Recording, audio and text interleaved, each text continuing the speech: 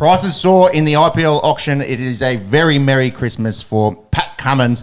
And then only 90 minutes later, Mitch Starc smashes the record that Paddy set. A very good day for the Aussie Quicks. Boxing Day just around the corner. It's looking to be rain affected. Maybe the biggest talking point is looking a little bit ahead. Who replaces Dave Warner? Bit of Big Bash. The girls going okay in India. There's plenty of cricket to talk about. Over to the NFL. Can anyone stop the 49ers? Fantasy finals must be nice if you're in them. And the playoff picture is starting to take shape. NBA, Draymond Green suspended indefinitely. Ja returns, and Steph is going to have to put the Warriors on his back. A little bit of a logjam at the top of the EPL. Asian Cup upcoming for the Socceroos.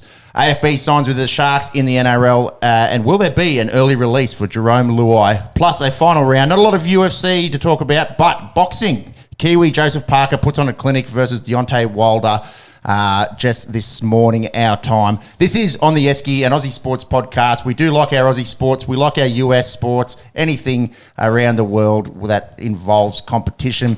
We do have timestamps. You can skip to the ones that you like and consider subscribing on YouTube, Instagram, Facebook, etc. Now, there are three of us today. Big minutes off the bench. He's been doing his research. He has been on the podcast before. He definitely knows his AFL footy, but we have him here specifically for a bit of cricket chat this arvo. Welcome to the pod and returning the big steam machine coming in hot from Adelaide. How are you, mate? Yeah, doing well, thanks. Always a pleasure to join you boys on the Esky, so looking forward to our show today. I've got some valuable input for the IPL auction in particular, so looking forward to having a chat to you about that. Generally, we start off the show by shouting a beer. Being the last show for 2023, we'll be reflecting on the year that was, so usually it's something that's happened in the last week or two. This shout a beer or shout a case. Yep. Drink responsibly. Holiday spirit, feeling generous. Holiday spirit. We'll be commending someone or something for their sporting achievements in the year 2023. Shauno, I'll start with you. Who are you shouting a case in 2023? Yeah, my case has to go to Shohei Ohtani. I think he had my most shout of beers this year. My way of sneaking baseball on the Bondcast. But realistically, if you look at his year, he's had an absolute dominant performance. He won the MVP unanimously for baseball, for the Major League Baseball. Then won the World Baseball Classic for Japan against the USA, which was massive. His $700 million contract.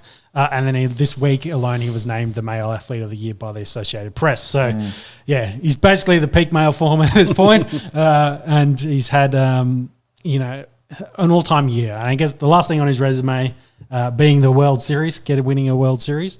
And the Dodgers, bit like Thanos, keep collecting the big stars. I've now paid over $1 billion for Japanese stars. I might need help on the pitcher's name. Yoshinobu Yamamoto. Yes, has just joined the Dodgers on a 12-year deal for $325 million. So, yeah, so we're talking super teams, and they're trying to create one at this point. And with a stacked Japanese talent, spending over the $1 billion, more than a few baseball clubs, as we found out last week, they're in for a big chance next year. Pretty deliberate sort of ploy, isn't it, to go after two Japanese stars, really hone into that Japanese market. Oh, yeah. Short flight, possibly, compared to, having to go to the East Coast for some Japanese tourists to go catch the Dodgers at Dodger Stadium. And, yeah, the elusive thing will be a World Series for the boys. So if they do win one, I think with the amount of viewership and the amount of money they're probably going to get back out of that island, that they will probably get their return on investment as well, which is crazy to think that they'll make back their $1 billion probably exponentially. In merch. Yeah, merch, viewership, sponsorship sales, the lots, big money. They do it for a reason, it seems. So congrats, Shohei Ohtani. Maybe wait till the they're in the off season now. Off season. Yeah, he's recovering from his surgery. He's good. He was at the Rams game. He got a big cheer. At the Rams big cheer game. Yeah. Yep, and then got a jersey as well. So he's already on the promotional tour. He's going to make them so much more. What beers are you going? Asahi or Kirin or Sapporos? Has to be Asahi. I mean, he could probably shout you a couple of beers after that contract, but I like your generosity. I'll shout a beer to the Aussie cricket team. Pretty much ticked every box that was asked of them this year. World Test champions, retained the Ashes. Would have loved to have won it, but did retain. And then winning the unwinnable World Cup over there in India. Backs against the wall in terms of media. I thought this year was a little bit scathing in terms of openers and the maybe worldview of the captain and who should be in the team, who shouldn't. And they just went out and did everything that was asked of them. I think the man on my left might get to the ascension of Travis Head. That was lovely to watch. Gary's 500th wicket after tearing his calf, and then just this week, the Quicks getting paid in the IPL.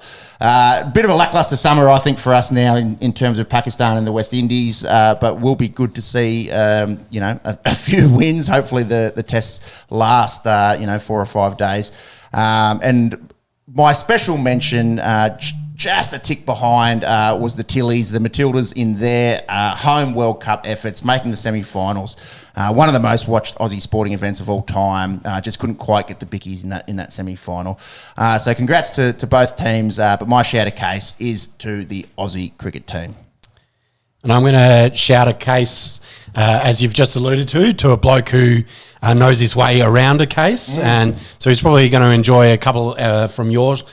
Shout a case, but I'm going to shout a whole case of Travis Head.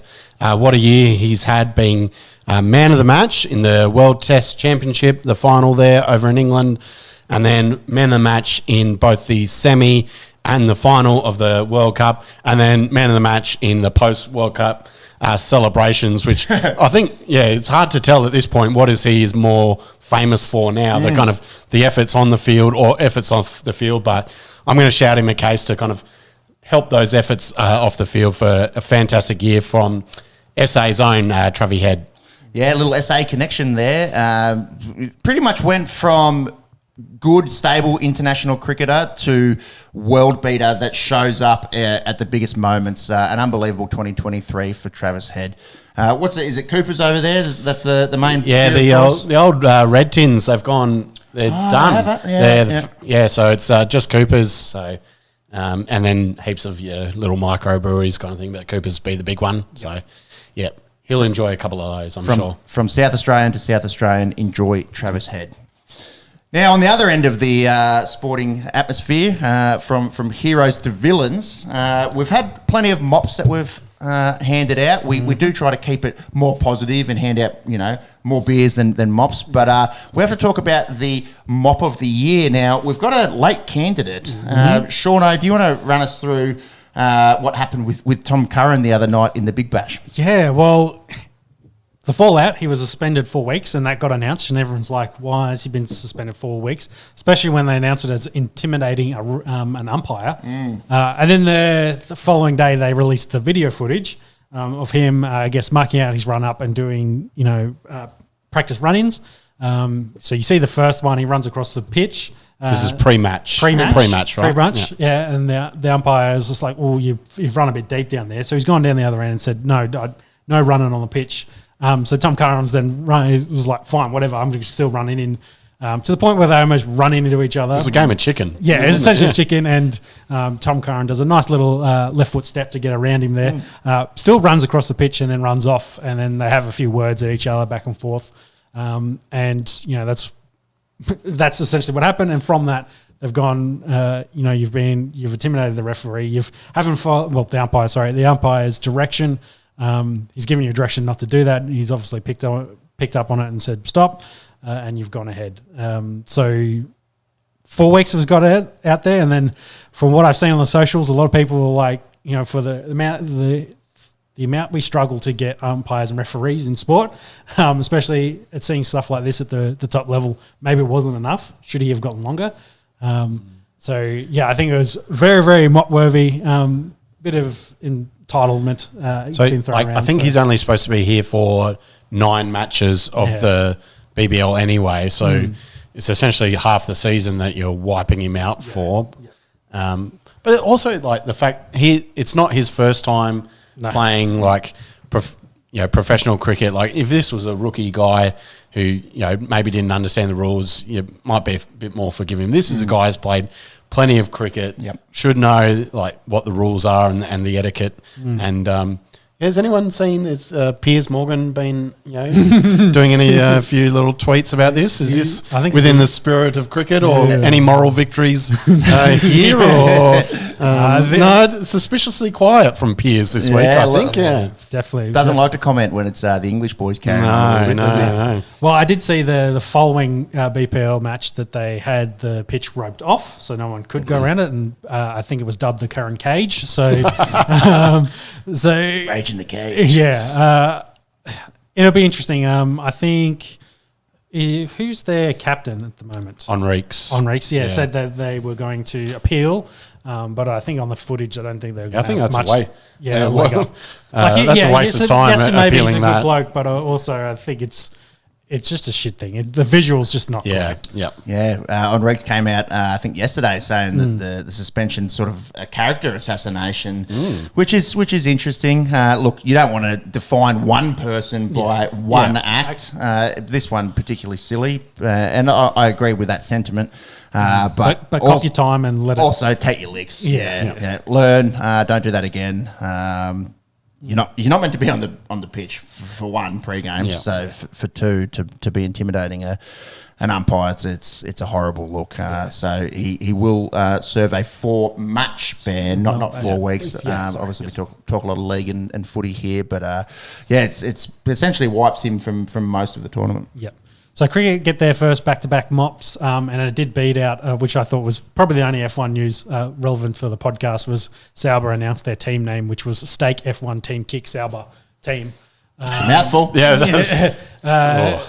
And Kick is a streaming platform that allows gambling, and then Stake is a gambling platform in the US. Oh, okay. So The rules have changed. Yeah. Sauber's gone, I need all the money. So the name's a bit gross. But Tom So we know what takes the cake for this. Building on last week, we know what they're getting under their Christmas tree tomorrow. Like few gift cards, perhaps.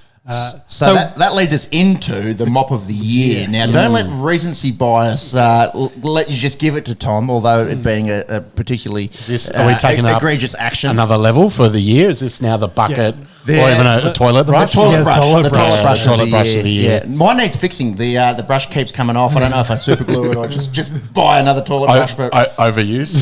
definitely overuse. Yeah, sometimes post podcast, there's a little bit of overuse going on in there.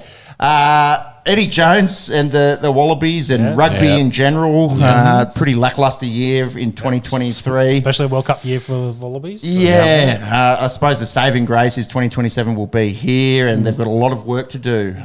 So I don't know if you can just give it to rugby in general, or the ARU, or Eddie Jones in general. For mine, it's definitely an honourable mention, but I don't think it takes the cake for the toilet brush of the year. Yeah, I think, some of our names there with Conor McGregor getting a couple, Jar Morant got a couple, a few others, interesting sporting ones there. But I think it kind of, for me, the World Cup, the Spanish president, probably another element of mention, but I think the Victorian government probably deserve it.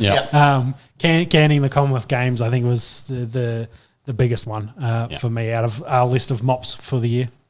I want to tend to agree with you. Don't mind, pushing against government actions. The fact that they agreed to it and then realised, oh, hang on, this is going to actually cost money, like 3 or 4 times more than we'd planned for. Isn't that the job of a government, to be able to budget and work out how much shit costs? Look, the Commonwealth Games is possibly a dying thing as it stands. Especially now, isn't it? And no one putting up their hand. Yeah. Like, it's not like someone's just swooped in and said, yep, we've got the infrastructure, we'll take it, it's not going to cost us too much. So maybe it is more of a sort of look into where the Commonwealth Games is as a sporting event.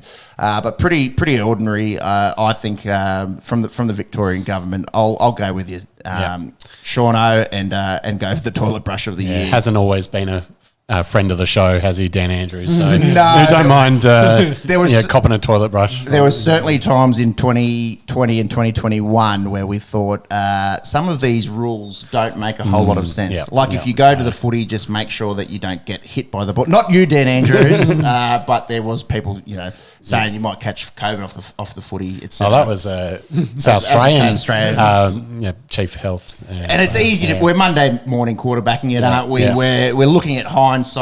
There were legitimate concerns. People were dying, but the whole sort of reaction, I thought, from Victoria was probably a bit of a knee-jerk reaction in hindsight. Yeah. Having said that, COVID aside, this is where you are meant to be doing your job, and not bidding for things and taking on projects if they're going to cost way too much. So I think the mop of the year, Victorian government losing the common Scrub it games up. or giving them up. Yes. I'm going to agree. Any other honourable mentions? There's a few from the rugby league. With the rugby league, West Tigers ones. Often gets them up. Victor Radley with his sin bins. Yeah, he's got to clean up his game. Big Victor, the inflictor. The West Tigers, just in general, we might see some change. We've beat them down enough, and they beat themselves down enough. They don't need more. And as a Stop! He's already dead. They're already dead. And as a Dragons fan down here, just Homer Simpson going back into the hedges. Double Simpsons references in 30 seconds there, boys. I like it. Very, very thankful that the West Tigers exist as an entity and take a little bit of heat off the Dragons. Man United have been terrible. We gave them a mop for their 7 when they got smacked by Liverpool. They've brought in a few new players. Anana's struggling at the keeping position. The fans are disgruntled. Formerly one of the biggest sporting entities in the world, and it's just been an absolute shit show. So they definitely get an honourable mention. Brett Favre, pretty ordinary year from former Packer great. Don't want to have too much, Don't let him check the books. Well, or for me, green lensed eyes in saying what he's been up to hasn't been particularly silly. Yeah, he's been suing talk shows, so maybe don't talk about him too much. Can't sue people that aren't worth anything. True. Take us for all we're worth. Yeah.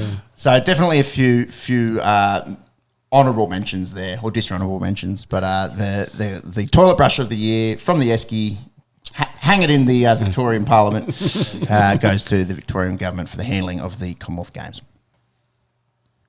Some cricket time? All right, beers and toilet brushes aside, let's talk some cricket.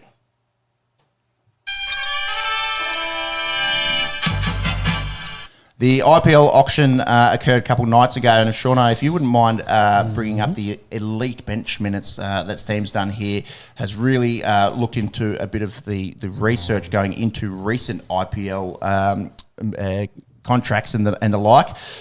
So Pat Cummins set the record Thursday night with 3.7 million AUDs to go to Sunrisers Hyderabad, who will join Travis Head there, who's getting 1.2. That's the first bid of 20 crore plus, which is kind of unprecedented in itself. Only for an hour and a half later, Starkey to go out there and smack that by a cool sort of 700 grand AUDs. That works out to be $316,000 a game, or a cool 13,000 a delivery, assuming he always bowls 4 overs and doesn't get hurt. Just on Sunrisers and Cummins and Head going there, did you see David Warner tried to repost or share the congratulating his Australian teammates and been blocked from baby. the Hyderabad account. So I thought that was quite amusing, considering the years he spent there and then how it all ended. So low act. Yeah. Like moving on, but blocking him on social media. So maybe he's in their DMs. Him, Mitch Johnson. Yeah. I'll show you in Perth. I'm going to score 160 in 2.5 sessions. Nah, good stuff. So maybe as well as Aussie cricket fans, Pat Cummins and T Head going over to Sunrisers. Haven't heard from the Delhi Caps actually for a little while. If you listen to this podcast, it might be a no-brainer as to we're why. open. We're open. We're taking we're taking calls. That's right. Yes. We are taking calls if the Hyderabad media team want to get in our just like DMs. the auction. We're open to the the highest bidder. Yeah, what are you the sort of lower end players get? They get the 20 lakh or whatever. Yeah, We'll take rupees, bro. 20 rupees to On The Esky. I don't know how that would work. I think that's like a 1 cent, probably less. Anyways, unit conversion aside, Spencer Johnson. If Pat Cummins and Starkey hadn't gone out and smashed records, this would be the biggest story from the IPL. 10 crore, $1.8 million. The bloke was a greenskeeper and a landscaper. Not 18 months ago, wasn't even playing in the Big Bash. He bowls wheels, he bowls left arm. Obviously, there's left arm to right-handers, a big sort of need for these types of quicks. An unproven guy getting this contract. What are our thoughts there? Yeah, well, I was telling Steam as we were driving over, they've changed the rule set in the IPL. So they've added the second bouncer. So 2 bouncers and over. So I think that's kind of where the push has been for overseas quicks and all-rounders with that kind of feeling that, like, we're going to be able to do a little bit more with pace. And I think it's going to be quite interesting because, one, it's going to give a little bit of extra to the fast bowlers, the bowling attack, and kind of bring them into the game a bit more. Because we see, the batsmen and, say, the spin, which is, what India were really well known for, dominating that tournament. Maybe adds a little bit, to there for the international, for the fast bowlers. But then also opens up opportunities for any more, pull shots or more of the fun stuff, the potentially bigger sixes. So I think overall, I think it's a good decision. So, and I think that's the reason why a lot of this money is now being spent on some of these quicks, especially considering Cummins' form last year in the IPL.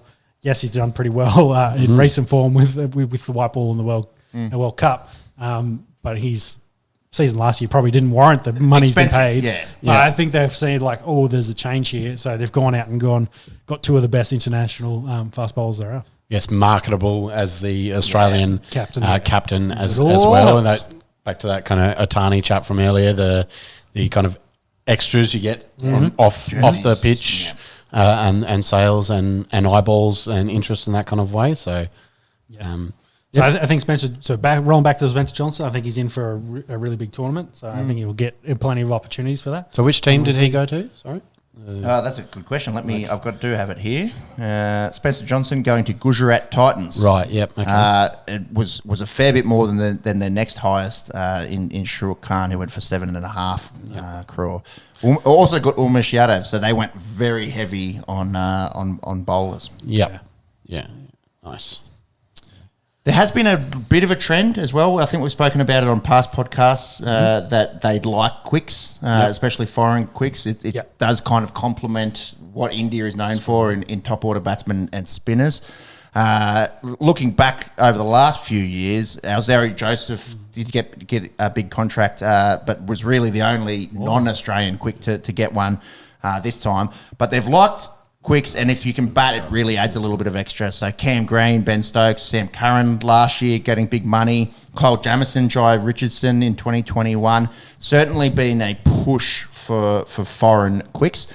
Steam, you crunched the numbers on 2023 and worked out sort of roughly from the numbers how far, the bang for your buck, if you will, on the top 5 guys that went in the IPL. Yeah, well, that'll be the interesting question with all this money spent on Stark and Cummins. Are they going to get a return on their investment? So I went back and had a bit of a look at who are the top 5 guys from the auction last year, and did their teams get value for money from them? So Sam Curran was the top money earner in the auction last year, going for 18.5 crore to the Punjab Kings, and he probably had a bit of a middle season. He wasn't elite, kind of 276 runs. Wasn't MVP. No, strike rate of 135. That's okay for lower order bat. That's decent number of runs. Top score of 55. 10 wickets is probably down on what you want from him, and an economy in the 10s as well. That's not really what you want from your top earner on your team.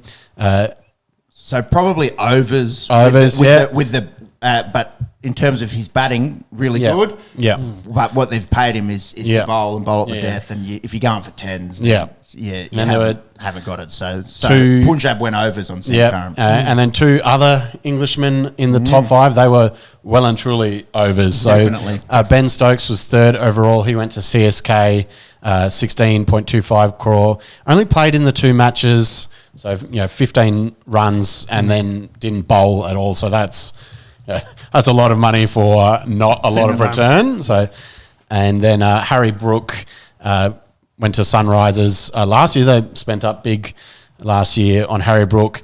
He scored 190 runs. 100 of those came in one innings. Yeah. So his other 10 innings are just a total of 90. And a strike rate of 123 was probably low from what you expect from him. So those three of the top five, you'd say, were unders. They're all Englishmen. Overs. Oh, yeah. They paying overs. underperformed. Underperformed. Underperformed. And then two guys that you say, yeah, I think you can make an argument, got your money's worth. Cam Green went to MI. He's not there again this year. He's been traded to RCB.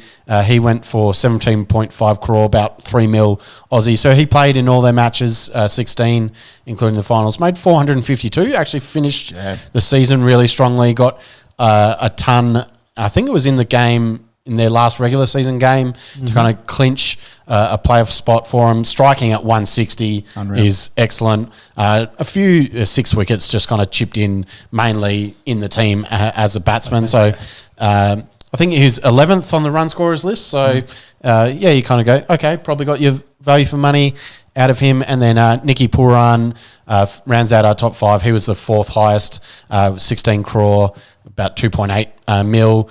He played in all LSG's games, 15 of them, 358 runs with a high score of 62, but he's really that late innings finisher. What stands out for him is the strike rate, 172.9. So that was the sixth highest strike rate of all the guys who scored at least 100. So he did the role that they brought him to do of finishing innings, getting a high strike rate. So you'd probably say Cam Green, Nicky Puran, value for money, and then all the Englishmen, they had such a great year last year in English colours and not in English colours. So Curran, Stokes and Brooks underperformed, overpaid. Yes. So that's last year. So it'll be interesting, like how many wickets for Stark and Cummins is kind of going to be par for them to say, oh yeah, the teams are now getting their money's worth. You feel like they've got to get at least in the 20s, which is tall order. So, do you think that last year's getting burnt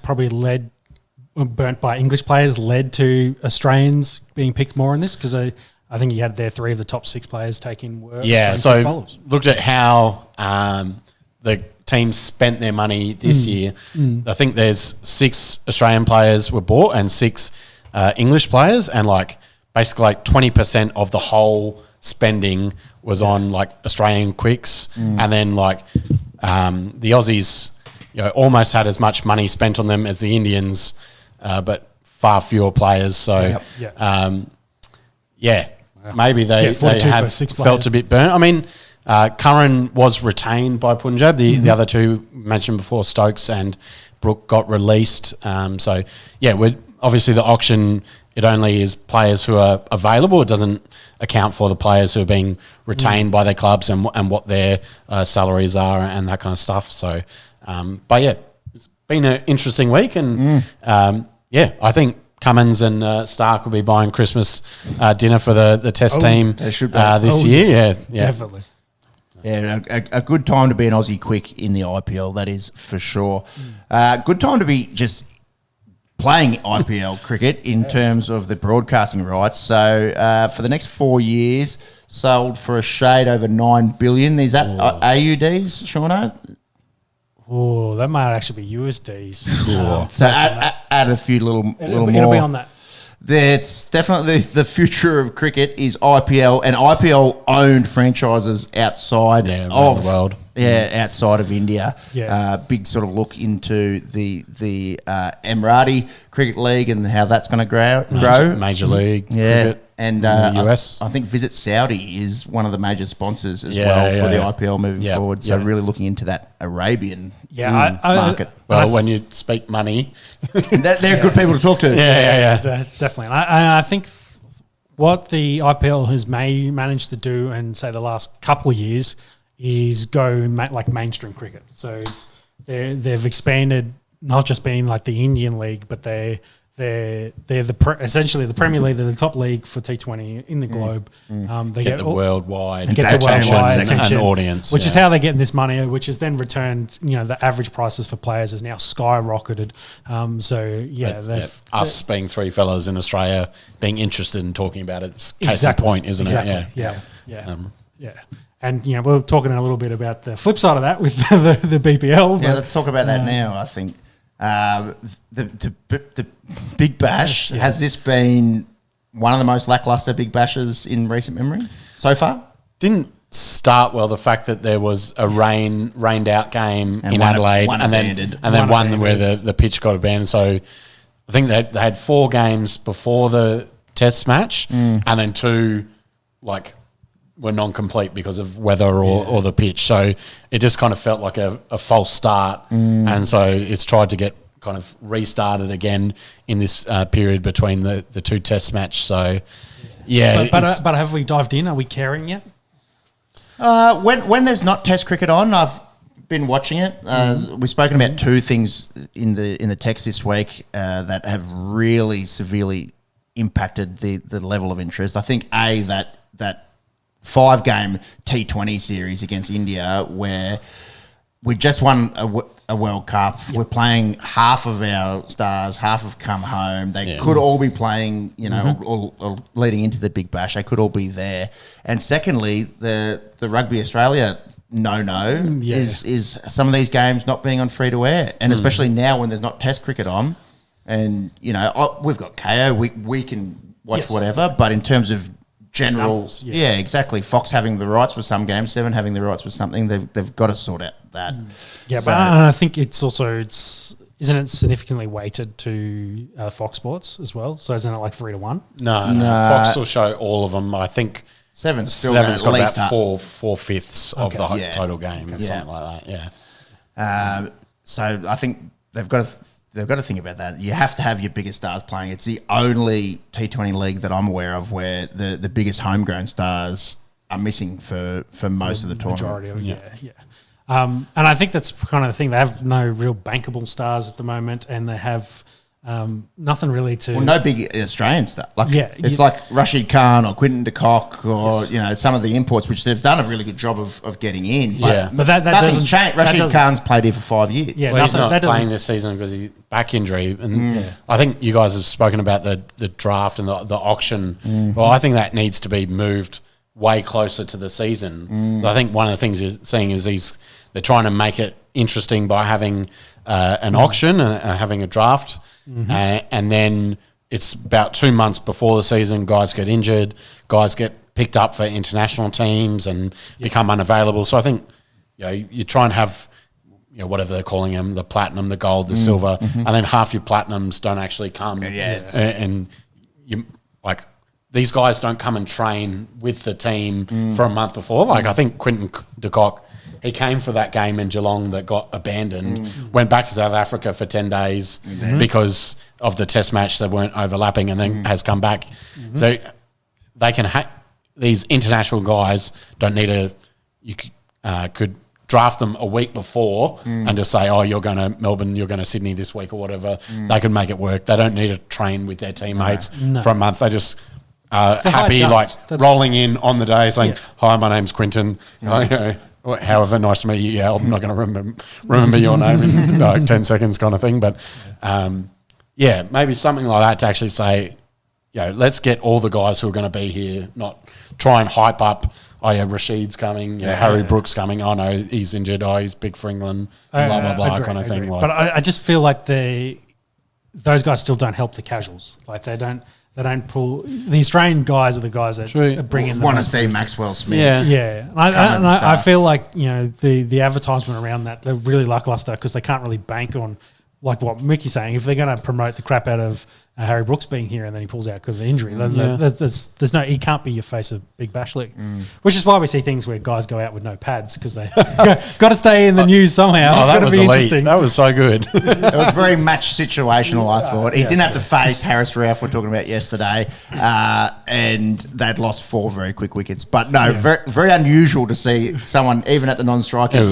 holding a bat with no pads.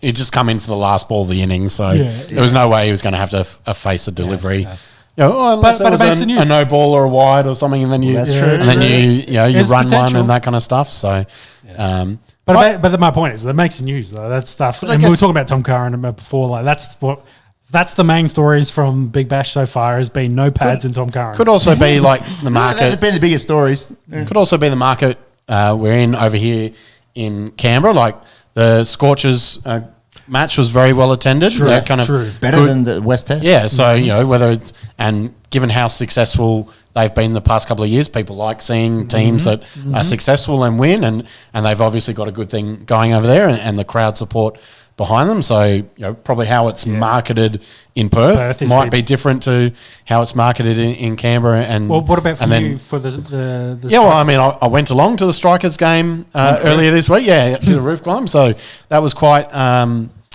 quite an excellent experience. So I don't know about the marketing. I feel like because Rashid is not here this year, and you know that Travis Head and Alex Carey in the test squad. busy, yep. So it's really like, well, I mean, can kind of talk about the match results. Matt Short is becoming the guy in the team, and he's now the skipper of the team. He's been given a lot of responsibility, and they're trying to make him the face of the franchise. They do the Tommy Trumpet intro for Chris Lynn, so he still carries a bit of weight and a bit of interest. But outside of those two, kind of they've got a few English guys in the middle order as their kind of overseas recruits. But I think there was 20,000 at the game, so not too bad. Fine, really. Which is kind of about expected, and it was a good match. It was, both teams score over 200 and plenty of 4s and 6s. So the product was what you want, and you always kind of get that at Adelaide Oval. The short square boundaries is a bit easier to hit the 6s into the kind of stands there. So, So we're saying crowds and in-game experience still good. You might have to check the viewership numbers. Viewership down. Crowds are down. Like COVID, I think, threw a big spanner in that works. At least going back to Adelaide, they've got that big draw card with the New Year's Eve game. Which true. always- So that'll always be gets 40 well plus. attended. But and they're doing some of these regional games like the Thunder and Stars were out in Albury. Yeah, like so I don't know the numbers, but you looked in the crowd and it looked like it was well attended.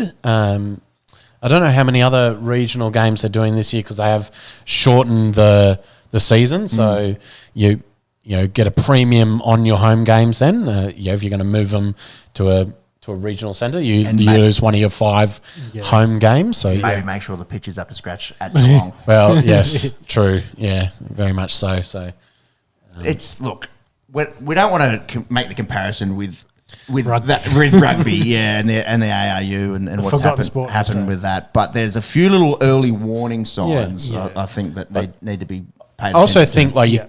Agree. maybe you can't make the comparison with the IPL because it will never be the same because of the way that the international cricket calendar is. There's plenty of other international cricket happening at the moment. Then there's the new. There's no test matches in April. No, that's right. Because the BCCI just locked this. This is when it is, kind of thing. And so that'll never happen in Australia. So we have to figure out, and our fields are used for more than one sport. You don't get that in India as well. So. That's a good point there, Mickey. Not to make that comparison. It isn't going to be the same, and have that expectation level of not expecting it to be the same product. The money certainly isn't the same. So, That's I just want to touch back on that other point there. That in India you're not competing with anything. No. You can't just hold the Big Bash in May. You do it off the back of the IPL because you're going directly against league and footy. And It's got to be the summer window. Yeah, it has to be in this window. I think, they've already made the right step in shortening the season, but I think the next thing is the most critical thing is having your big Aussie stars playing throughout the tournament. It'll be interesting to see what the schedule is next year. So you highlighted it with the 5 T20s against India that didn't really mean anything, but that was on the back of the World Cup, which kind of pushed our whole summer. Like usually the Boxing Day Test match, usually about the 3rd or 4th Test match. You know, this time it's second. So you think maybe next year you might be able to play a bit more Test cricket before Christmas and then do a lot more Big Bash after Christmas and split it up that way. Yeah, you feel like the whole kind of cricket season in Australia has been pushed back a little bit because of that Cricket World Cup. Yeah, that only comes around every couple of years. So which is fine. Be interesting to see how they do the scheduling next year, whether you can tinker with it a little bit more. But for me, looking at it, and I was talking to you about it this morning, don't take the dirty money for five games against India for where no one's playing. Like, have them back here, take the loss of income there, and invest in the future of short short format cricket in this country. Yeah, but my concern is they have to take those to get the money to then pump it back into the BPL to keep it going along. So, you can't. I guess like they've probably come along with a nice big fat check and. Two-edged sword. Yeah, they can't really turn that down because they know that, hey, we need to be able to, keep the games running locally. Like we still have to, make sure the Shield competition keeps trucking along as well. No one turns up to Shield or that's long gone. Yeah, but they still have to pay the players to be able to play. Crowds of 20,000 isn't terrible. I think. No. You still, but just when you're comparing to what it was in 2018, 2019. Yeah, they just got to. I think we've talked about it. They expanded probably too quickly, oversaturated too quickly, have not been able to retain the amount of interest, and then the Australian team dominates this period. So they've kind of just got to find the nice middle ground from where they were to where they want to be, and maybe not go too far over the top. Which is a lovely segue into the Australian team. We do have a Boxing Day test, the holy grail in the cricketing calendar, and I can't remember being so unenthusiastic about Boxing Day. The weather, and no one can control that, but there's unlikely to be a whole lot of play given the projections. Yeah, Sydney says hello. Sydney says hi. Very, very rarely get on there. And Pakistan, to their credit, they weren't embarrassed in that first test, although Australia win by 300 odd runs. That was never going to be that Put close. them to the sword the second innings. Yeah.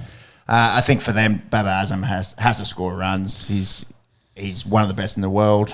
Missed out a couple of times there in Perth. And their quicks look a little bit of tick under as well. Yeah. They haven't been as quick as I thought they'd be out here. Freddie probably... He's down on pace, isn't he? Their strike weapon, and he wasn't. But their top order, there's nothing wrong with Shafiq and Masood and the rest of it. Like in terms of playing at an international level, obviously the pace and bounce here is going to play into... Well, maybe they expected that too much. I think a lot of the commentary was about how they didn't pick a specialist spinner. And obviously Australia did with Nathan Lyon, and he picked up, I think, he's 500th, picked up 5 wickets for the test. They have to change that going into Melbourne. They have to pick a specialist spinner, I think. You come to Australia, you get it in your head. Going to Perth, it's quicks, it's bouncy, and they probably spinners can use that bounce and that kind of as much as So and we saw that deck deteriorate in the fourth day there. There was really a lot in there for Nathan Lyon. Yeah, it'd be interesting to see which who gets dropped. They've got to bring a spinner in. You would have thought. Speaking of, we probably go unchanged. You can't. If it ain't broke, don't fix it. Yeah. If there's no injuries, unchanged. I guess it's the only if you want to manage your bowling, your fast bowling load. Give bowling a run. Bowling. Well, that's right. Do your annual roll Boland out for the MCG Test match. That would be the only player load kind of management. You wouldn't do it based on form. And who would you think? Hazelwood? I mean, you could just kind of rotate the quicks around if you give Hazelwood one here and then kind of whether you want to you've still got Nisa and Lance Morris was running the drinks out west. You got plenty of guys who can roll through. To give the guys who have played Ashes, played Cricket World Cup, now playing home summer, give them. I feel like maybe Pakistan will get these guys, but we might see Australia A when we come to the 2 West Indies games. Yeah, sure. It's still Test cricket. Yeah. I'm not saying full Australia A, but I think we might try a few things and change it up. Especially, we won't do it now, but when we talk about this Windy squad coming out, it's going to be interesting. But let's finish with the Australians before we get to them. Yeah. Well, I suppose the big conversation, the biggest conversation over the last few months is who will replace David Warner. Sydney's going to be swan song. That leaves 2 tests for whether it be Bancroft, whether it be Harris, whether it be Renshaw, whether it be Cam Green coming back and someone else goes up. Steam, you're very much of the opinion that they should go with the specialist opener. Yep. And It's just because it's his brother. No, he's my third choice. I don't know. Specialist over. I think it's such a unique thing in Test cricket. They're really there to take the shine off the ball. You want guys who can stay in and protect the middle order. You don't want and red ball, white ball. It's very different how long those 2 balls stay swinging and seaming. And I think it's one of those things. If you haven't got experience doing it, say you move Travie Head up, say you move Mitch Marsh up, and they struggle. I feel like you've tried to patch your boat, and you've got 2 holes. You've got a struggling opener, and you've got to figure out what are you going to do about the middle order spot. Where if you've got your Usman, Marnus, Smudger, Travie, and either Green or Marsh. Just lock and load, and then set. You can try your specialist opener, and we've been debating Renshaw, Bancroft, Harris. You potentially have options. Say you throw one of those 3 guys in there at opener, doesn't work. Well, then what do you do? Well, you've got 2 other guys where I feel if you tinker with something that, as we said, if it isn't broke, don't tinker with it. So. I think personally, I think Bancroft has put the runs on the board in the Shield in the last 2 years.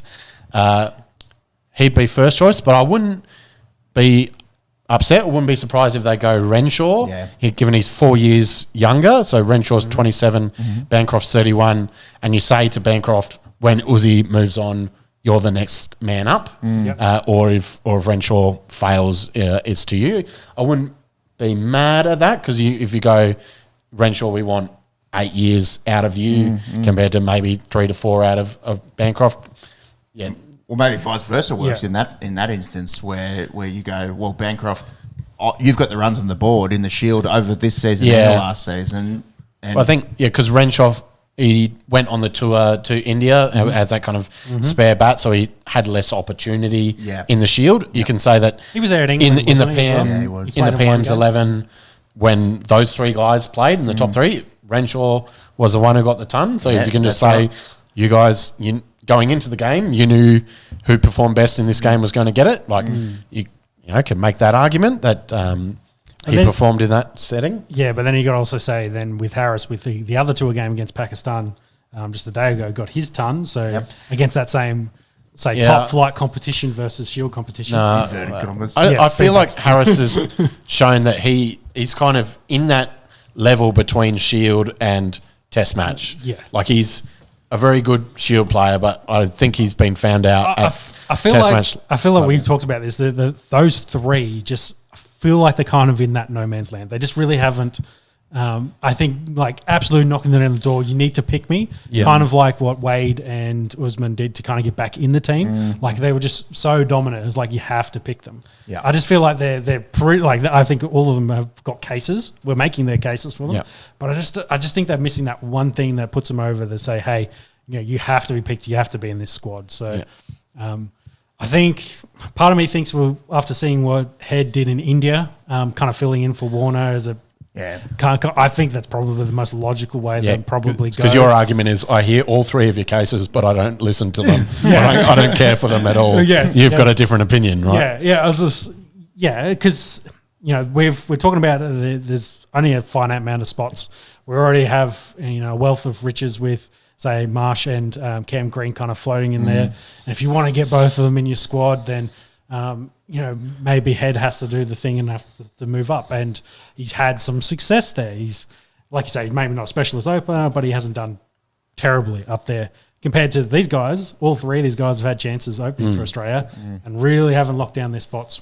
One got booted out, but the redemption, the storyline's nice, isn't it? Yeah, the storyline is Bancroft for Warner, but it's. I mean, Cam Green was the 12th man over in the West, and maybe that's because it's over in the West, and you free up those other guys to keep playing cricket, keep trying to score runs. Well, I mean, Harris playing tour matches and that kind of stuff. Maybe you just say you guys need to keep making your case, and Green is going to be there or thereabouts in the Australia squad regardless. He's so young, it's crazy. And because the game's in Perth, Cam, you're probably going to be in Perth anyway. You can be 12th man kind of thing. So, it's the interesting point. Probably the most of the summer. And I think the argument's probably been put to bed that you guys talked about last week with Mitch Johnson and the way that he went about making his argument. I think Warner scoring runs in the last Test match he's got himself through to Sydney and to hang up his boots there. But I was of the opinion you could have done this before this Test series because you also go, is Australia obviously Warner played well, but do they win that match with or without him? It didn't matter. And so you go, one of us could have been open in the batting. Where you go, could you roll out Bancroft on his home deck, where he's played plenty of cricket, he's been comfortable? Do you get him into the Test side to try and get comfortable at Test level, build his confidence at Test level? Competition, you do have a much more settled lineup. Which is kind of, I think, where this West Indies game is going to come in and fit in. Because as a 2-game series, I think they might not going to make wholesale changes. Won't be Australia A, as I say, but I feel like they'll rest a bunch of bowlers. I think Nathan Lyon will probably be the pick of the spinners, but it wouldn't surprise me if Morris and Boland go into that team in the Cummins has to play, surely. Cummins is captain, So, but I think maybe Stark and Hazelwood maybe get a rest. Maybe Marsh gets a rest, and you give Cam Green some opportunities for some game time, and then you make a decision what you want to do with your batting lineup. I think Marnus Smith will be fine there, and Usman will be fine there. It's whether do they move Head up and play another guy in the middle, or do they leave Head and then give who they think is a potential chance. Kawaja didn't go to India for the Test tour, so you play him. He doesn't need to be rested at all. No, I'm not. I think those. Did I say Test tour? The World Cup. The World Cup. Yeah. So I think those 2, 3, 4 will probably be fine. It's whether you try Head as one, maybe give Harris game 1, and then game 2 you try Bancroft. Like you pick who you think is your heir apparent and you give them some go. So I think there'll be a lot of auditioning for those 2 games. It's a strange summer, that's for sure. We're probably less enthusiastic about Boxing Day and more interested in a selection thing in a Test match that we should win handedly. Quality of competition, I think, is down a little bit. But we've been spoiled with the World Cup. Big time. Yeah. Let's talk briefly about the West Indies. They have just beaten England, albeit at home, albeit white ball. So who won series? Morally? The moral victory. I don't think you can go to I don't know. Maybe you could go on a tour to the Caribbean, get a gut full of pina coladas, go lose a bit of white ball cricket that doesn't mean a whole lot, and still have a moral victory. I'll take that on board. The Windies squad, they've named 7 guys that have not played Test cricket, and of those 7 guys, they've got a handful of ODIs to go with it. Yeah, because they were only here last year. Yeah. So it's vastly different team vastly to what they brought last year. And it's the same and they got smacked last year, right? It's the same problem where the best guys available, their best 11, a few of them aren't showing up. So Jason Holder, former captain, has been a good servant to West Indian cricket. He'll be playing in that aforementioned Emirati T20 League. Yep. Kyle Mayers, who's got a Test double century, averages high 30s with the bat. He'll be playing in South Africa. And I did see Rakeem the Dream Cornwall. I don't know if it was a form thing or if they didn't want to exceed their weight limit on the flight over. But big Rakeem the Dream's not coming over. So they've got how long could he last in a test? Like, I feel like he's He plays in T20s. in some He's not too keen conditions. on running in T20s. No. But he's been in the middle of their order. A fair bit of Test cricket. For Test cricket. Yeah, right, So, okay. There you go. he's played a fair bit for them. Now, Now, they've gone with a very, very young squad. Well, I'll just go through the guys that haven't played Test cricket. And if these aren't household names, don't worry, I've never heard of them either. Justin Greaves, Kevin Hodge, Akeem Jordan, Kevin Sinclair, Tevin Imlak, Shamar Joseph, Zachary McCaskey. I think between them, they've got 15 ODIs and 0 tests. So good luck, boys. They do have a few guys that are actually pretty good. I wouldn't say world class, but might make runs, might take a few wickets. Well, I think Captain Craig Braithwaite, Yep. he's got 12 tons. He's played 87 tests, averages a tick under 35. Yep.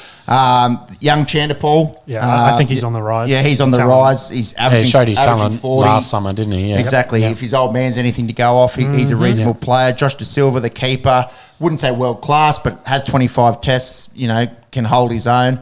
And Kemar Roach, who has 265 wickets at 27. They've got a good young spinner, left-arm orthodox guy, in Gudakesh Moti, who's had a good start to his Test career, averaging tick under 19 from 4 tests, so brilliant start. So half of their team, I think, might be up to Test match cricket standard. Okay, does that mean that they're going to win Test matches? Does that mean they're going to bother us? No. Quite frankly, no. It's going to be a baptism of fire for some of these guys. And as a staunch Australian cricket fan, but also a fan of cricket, the game, and hoping that the West Indian cricket, is something that we talk about in the 2030s. Yes. Hopefully, these tests go for longer than 3 days, and agree. we get to see a somewhat competitive match or matches.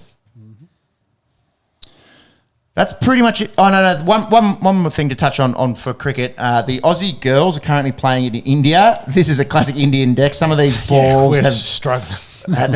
seriously, some of them are bouncing halfway down and are hitting 3, not even halfway up the stumps. Yes, that when you watch a men's game and the women's game, obviously they're not going to generate as much bounce as the men. So the yardstick is different in that sense, but I think some of it has to come down to the pitch. Anyways, Aussies will whinge about Indian decks and vice versa. It is Alyssa Healy's first game as captain. We did mention a few weeks ago. We hadn't been officially announced. Big week for that family, being married to Mitch. Yeah, that's right. So, big things week happening for the Stark Healys.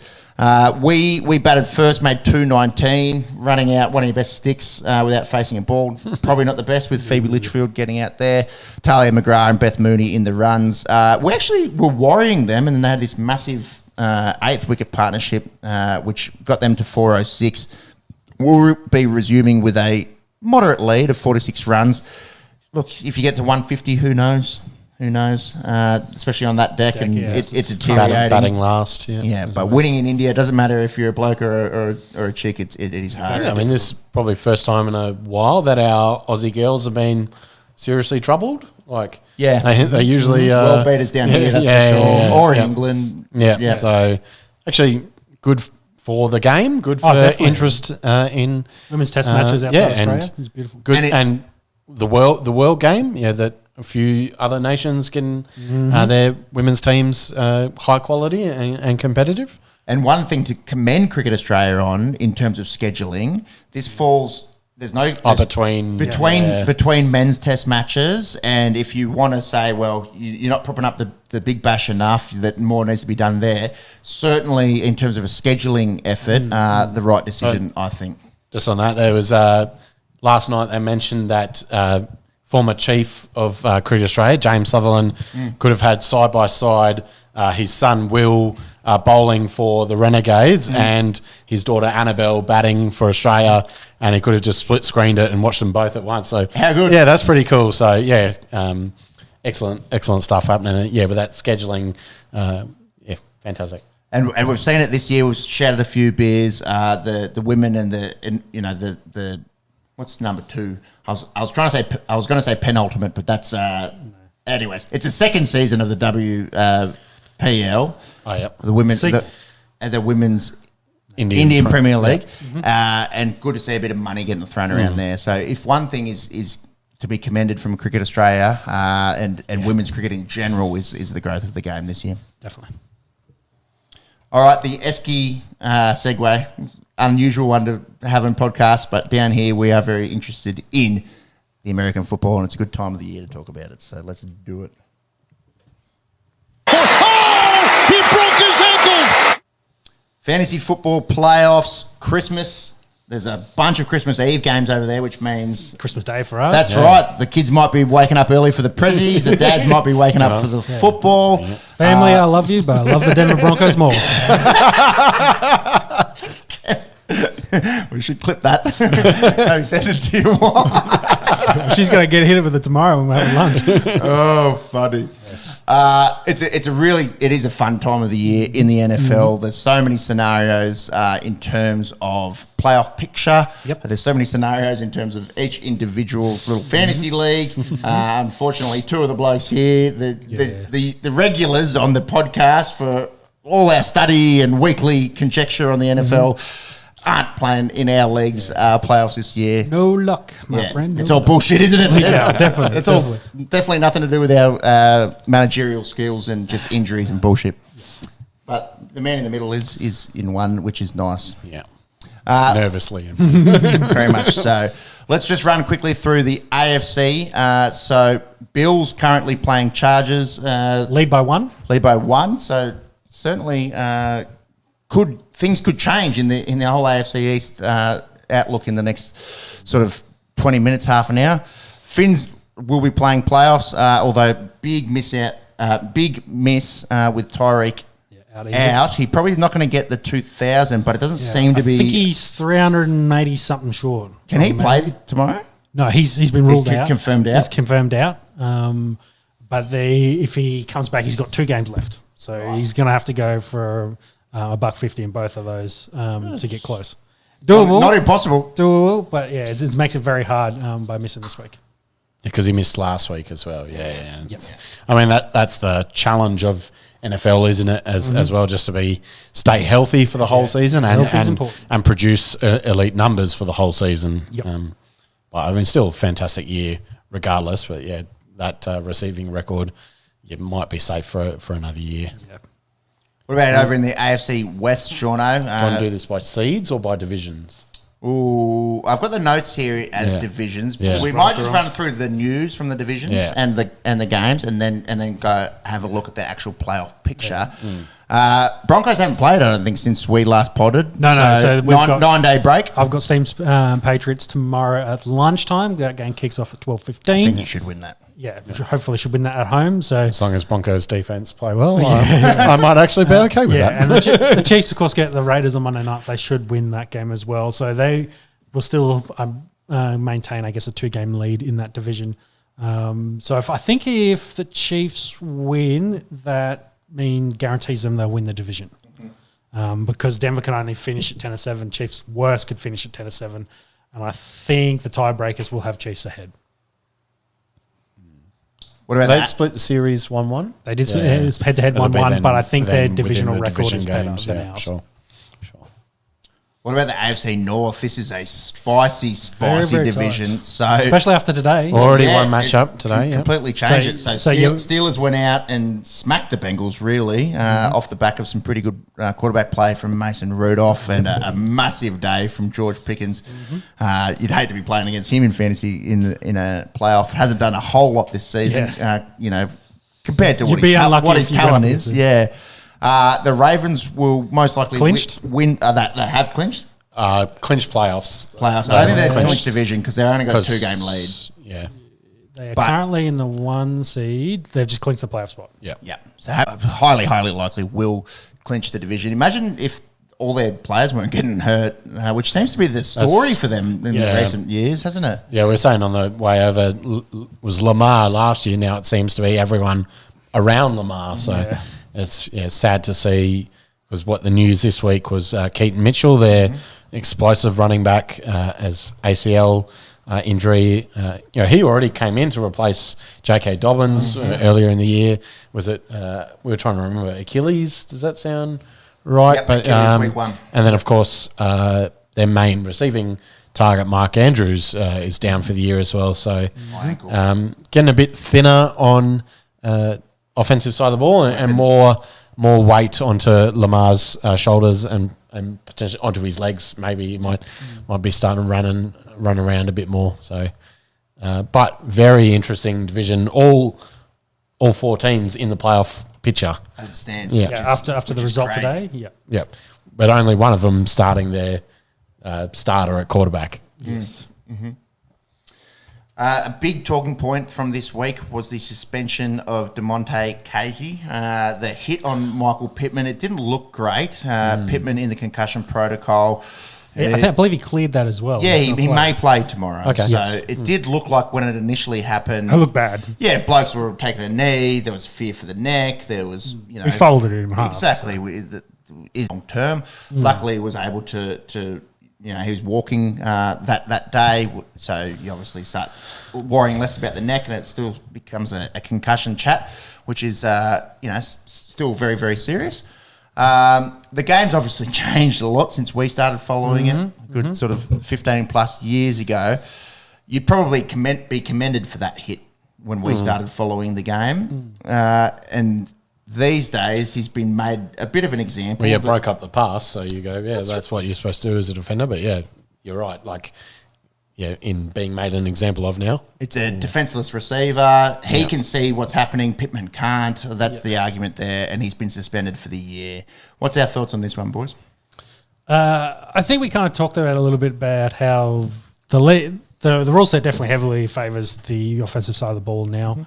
I think the word was interesting is probably more Tom Brady's comments last week and then followed up again this week about the prevalence for quarterbacks, I guess, to throw the ball up and put players in positions just to make plays, but not necessarily to be safe in doing so. And I think Kareem Jackson had his comment because he's back from his suspension this week that he was told that it's on his responsibility to protect the offensive player, and he's like, well, how do I protect the offensive player, make plays, and also protect myself? It's a lot to take in, especially as a defender. Like, how does that kind of fit in there? And whether some of that has to go, say, back to the quarterback and like, you maybe shouldn't be throwing those balls, because I guess for the early two naughties for Tom Brady when he was coming through, it was like, you throw a pass across the middle, you're expecting that guy to get let up by a safety.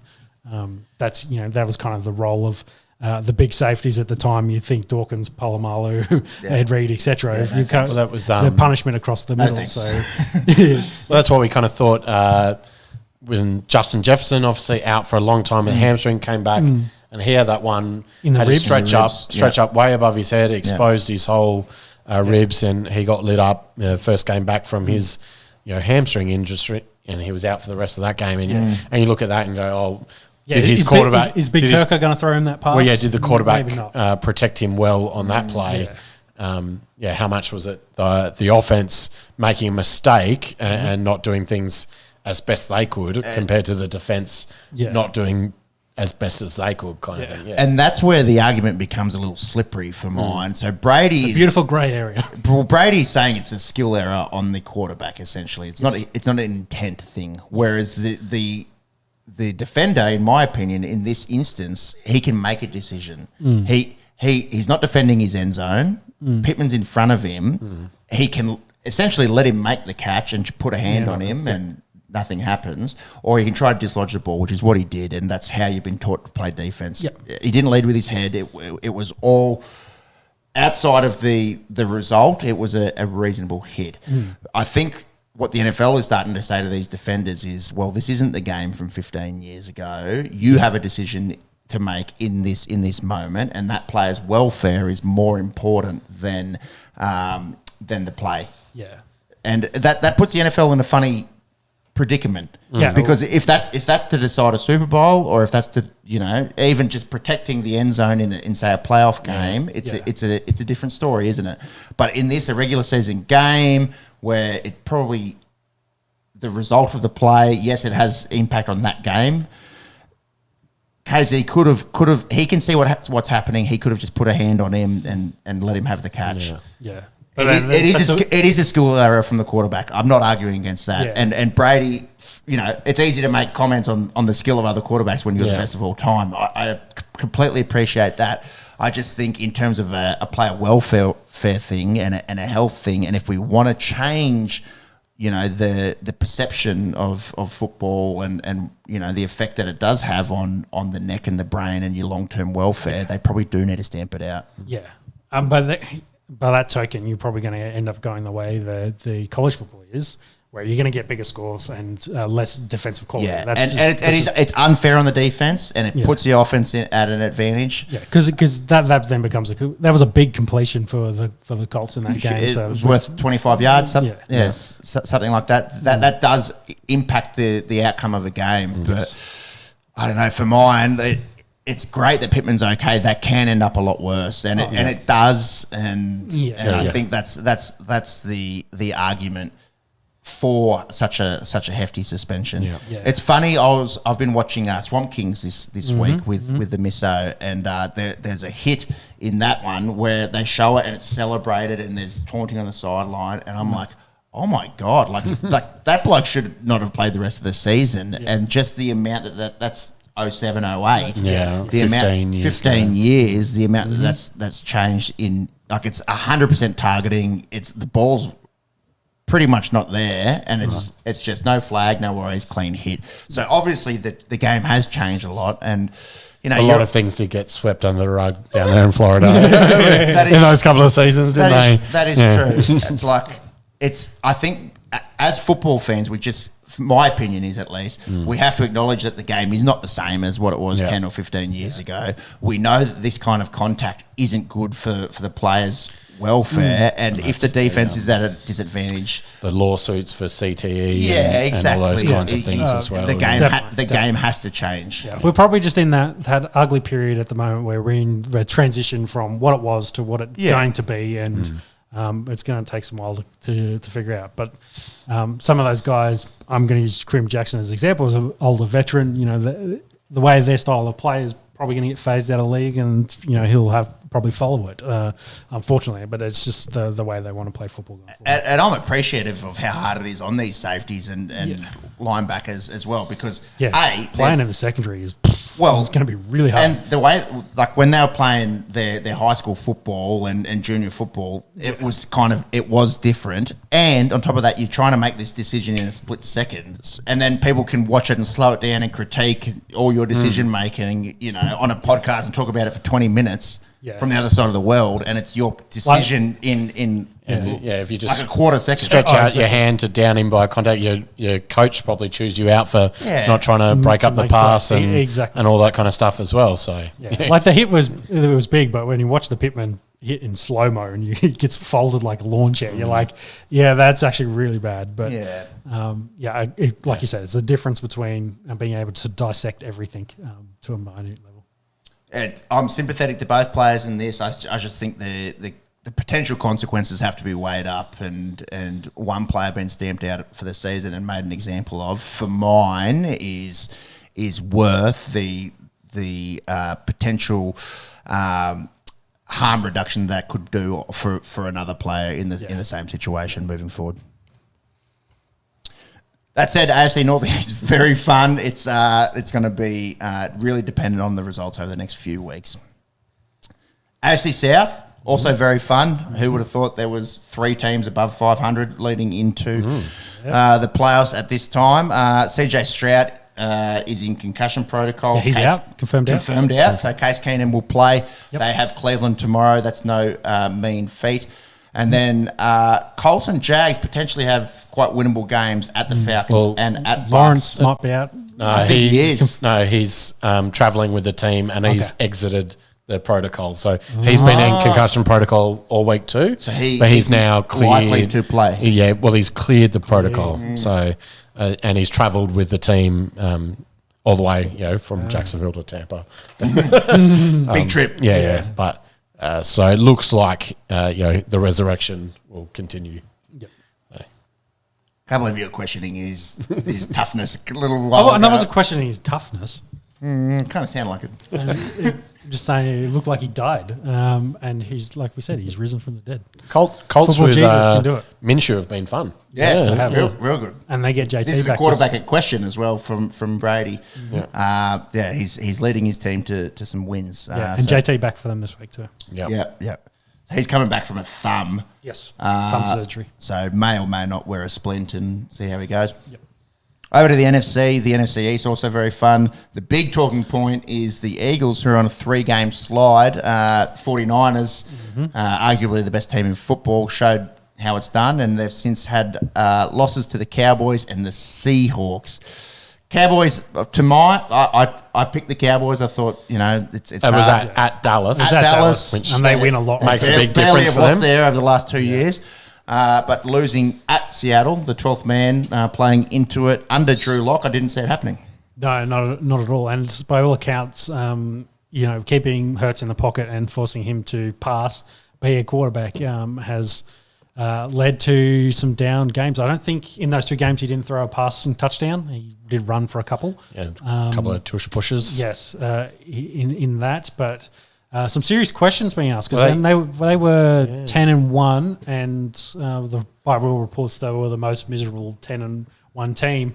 I guess there's some questions about quarterback. I think David Carr's been saying Mariota might be a better option as a quarterback for them. They've had a I think it'd pretty be so hard to intense do that. schedule in. Obviously, guys pointed out their last 3, like away at Seahawks, away at Cowboys, Yeah.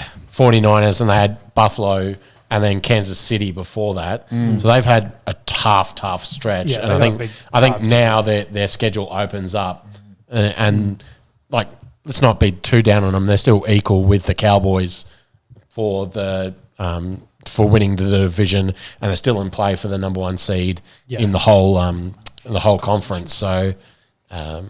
They potentially win all 3 of these games. I- Giants, Cards, at Giants. Yeah, where Cowboys, and when we touch on the schedules in a bit, Cowboys' schedules are far more challenging. So, not panic stations yet, but I think it's 49ers now with a superior record now hold all the cards for and the control their destiny regard the number 1 seed. And you think back to last year with the NFC Championship at Philadelphia, is it going to be at San Francisco this year? How big an advantage that is. So interesting to see how the next couple of weeks goes. But neck and neck in that division at the top, and then pretty stinky at the bottom in the Giants and Commanders, who big losing streaks. So MVP right here. The NFC West, let's talk about those 49ers. 6 in a row. I think they're about $3.50 to so they've win the Super clinched Bowl. division. Clinched division, Yeah. confirmed. Yeah. Brock Purdy's like odds-on favourite to win the MVP as Mr. Irrelevant. Yep. Well, I guess, it was Dak and Jalen not having great weeks last week. But someone had a Tyreek- massive week. Tyreek being injured. CMC, CMC, three yeah. touchdowns. We're not to take away from Brock Purdy's quarterback play, but we were talking a little bit about it last week. If there's one year that a skill player can do it, the years that CMC and Tyreek are amassing is crazy. Obviously, Tyreek, injury changes things. Probably not going to be him, it but rules it out. CMC putting a pretty good argument up there. Yeah, and they asked Purdy post-match, and he said if I had to pick MVP, it'd be CMC. It'd be interesting. I think on that chat, if Lamar carries the Ravens through the number 1 seed in the next couple of weeks, has a big month to I finish strong. Like you can make a case for him. But I probably agree that. How many touchdowns did he throw in last week's game? 30. No, Lamar. Lamar. He had a pretty good all round game. Like I think he ran for about 80 and maybe a score, and then might have thrown for 200-ish and got it. Yeah, I feel like Lamar's probably the only one now left that can compete that. My issue, of course, is his numbers aren't anywhere near what they were for his MVP season. Yeah. So, but I mean, like when these other guys who have had multiple MVPs of Mahomes, Brady, Rodgers, are you always comparing their MVP seasons to one another and saying, or were they still the MVP of the league that season? Yeah, I see your point, but I think it's what's been done recently kind of fits in there. Like his benchmark, I guess, is what you're saying. For a quarterback, I think you got to throw 30-plus touchdowns to be in that conversation for MVP. Yeah. And if he scored 2 last week, he's at 21. So he only had 1 passing touchdown last so week. he'd be at 20. He ran for 97 yards. Yeah. Yeah. But I guess my point is he's still under a K though. If he then carries for his MVP year, if he carries his team in the next month as guys around him are dropping off and leads them to a number 1 seed, you can make a case. But whether it's a strong enough case, and the quarterback that leads his team to the number 1 seed on the other side of the conference, the other side of the league might have a better case. So, but crazy to think how coming from the last pick in the draft to now. MVP favourite. It's such a cool story. Yeah. And just going home and farming in Iowa in the mid-season break, all that kind of stuff. So, cool kind of guy. $1.50 for Brock Purdy as it stands. $6 Lamar Jackson, 7 Josh Allen, $9.50 Dak Prescott, 11s for CMC before it starts to blow out a little. The North? We the North. The Packers. Anyways. The Lions 10-4. It's pretty much.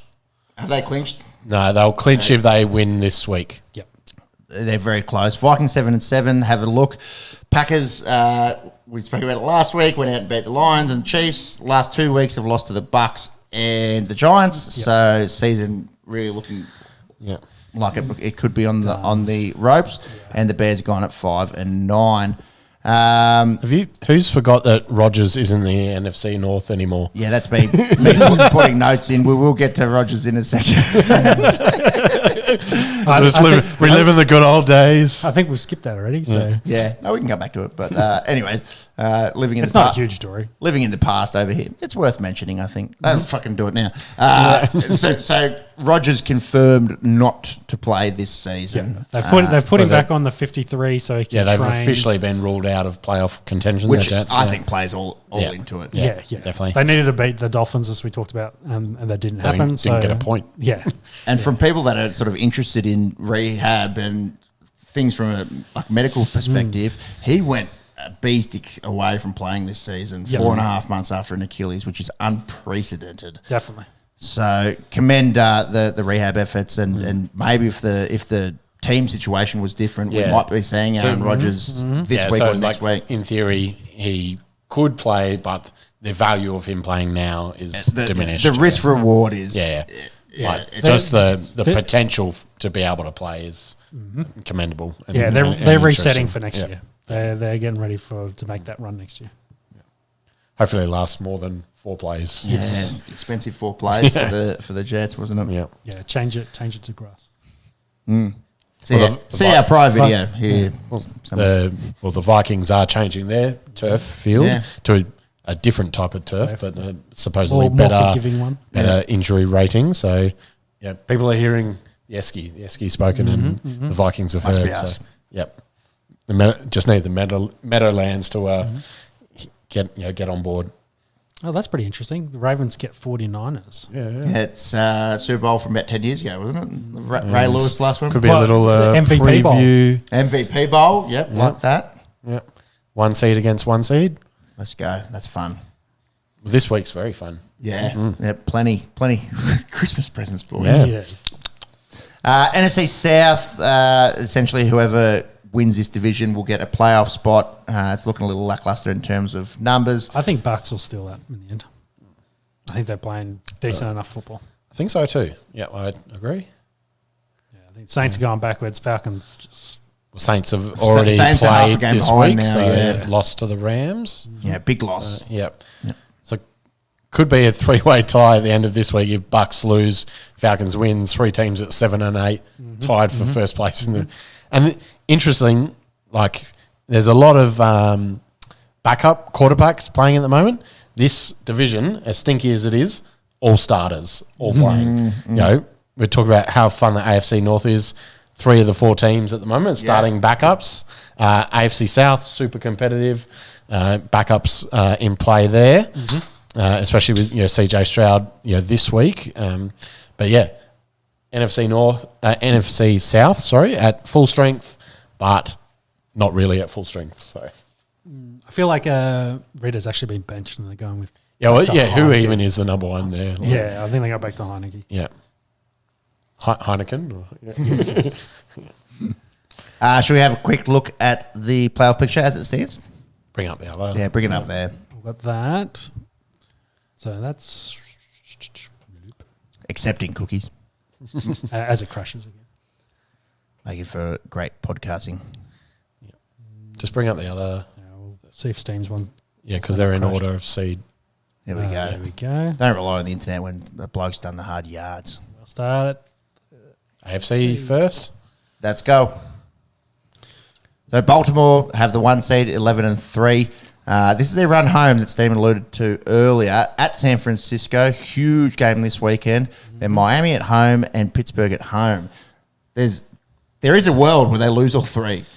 Yeah, well, you never know what happens in Ravens Steelers. That's always kind of throw out the records going into that one. That's always going to be a tough one.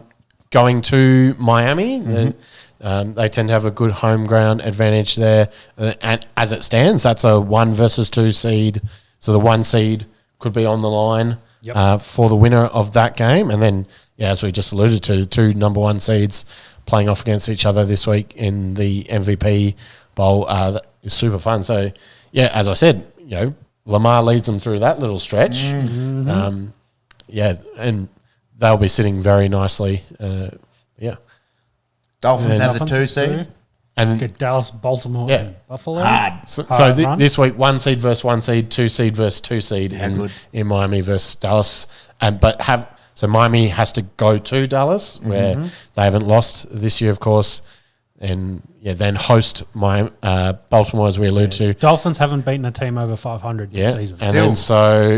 And then finish at home against Buffalo, who are surging and who are over 500 as we speak. So there's a world where that could be for the division title.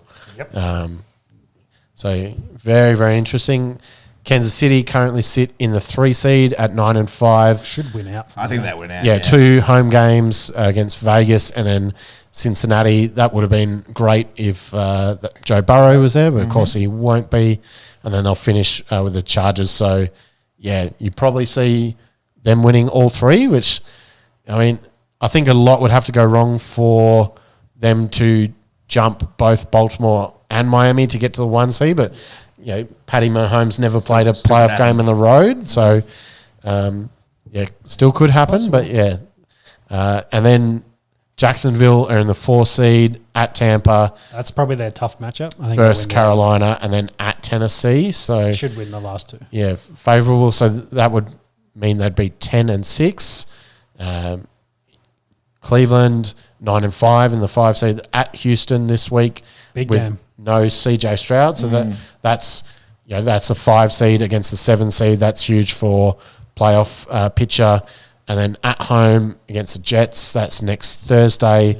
And then at Cincinnati 0-5 in the division. So you think the Cleveland going to that favourite. So could they win out? Yeah. Could they be 12-5? Definitely could. And if Baltimore stumble here or there, could they be pushing them for the division title? And Joe Flacco being 12-5 is strange. Who would have picked that? Elite. Who would have picked that at the start of the year? No. And then Colts in the 6th seed, 8-6 at Atlanta this week. Then in hosting Vegas, and then huge, inter-division game with Houston in the final round. Currently the 7th. Yeah, so Colts travelling to Houston, and they, as you've just alluded to, 7th seed, hosting Cleveland this week without CJ, hosting Tennessee, and then at Indianapolis. And so that's the current top 7 seeds. The Bills playing live, right? What's the current score on the Bills game? They're still leading. I think they've just come back from quarter. Let's click on that one. They're 21-16 leading the 5-5. Chargers in the fourth quarter. So assuming they go on to win that game, that would take them to... Should win this game. But They should. So that would take them to 9-6.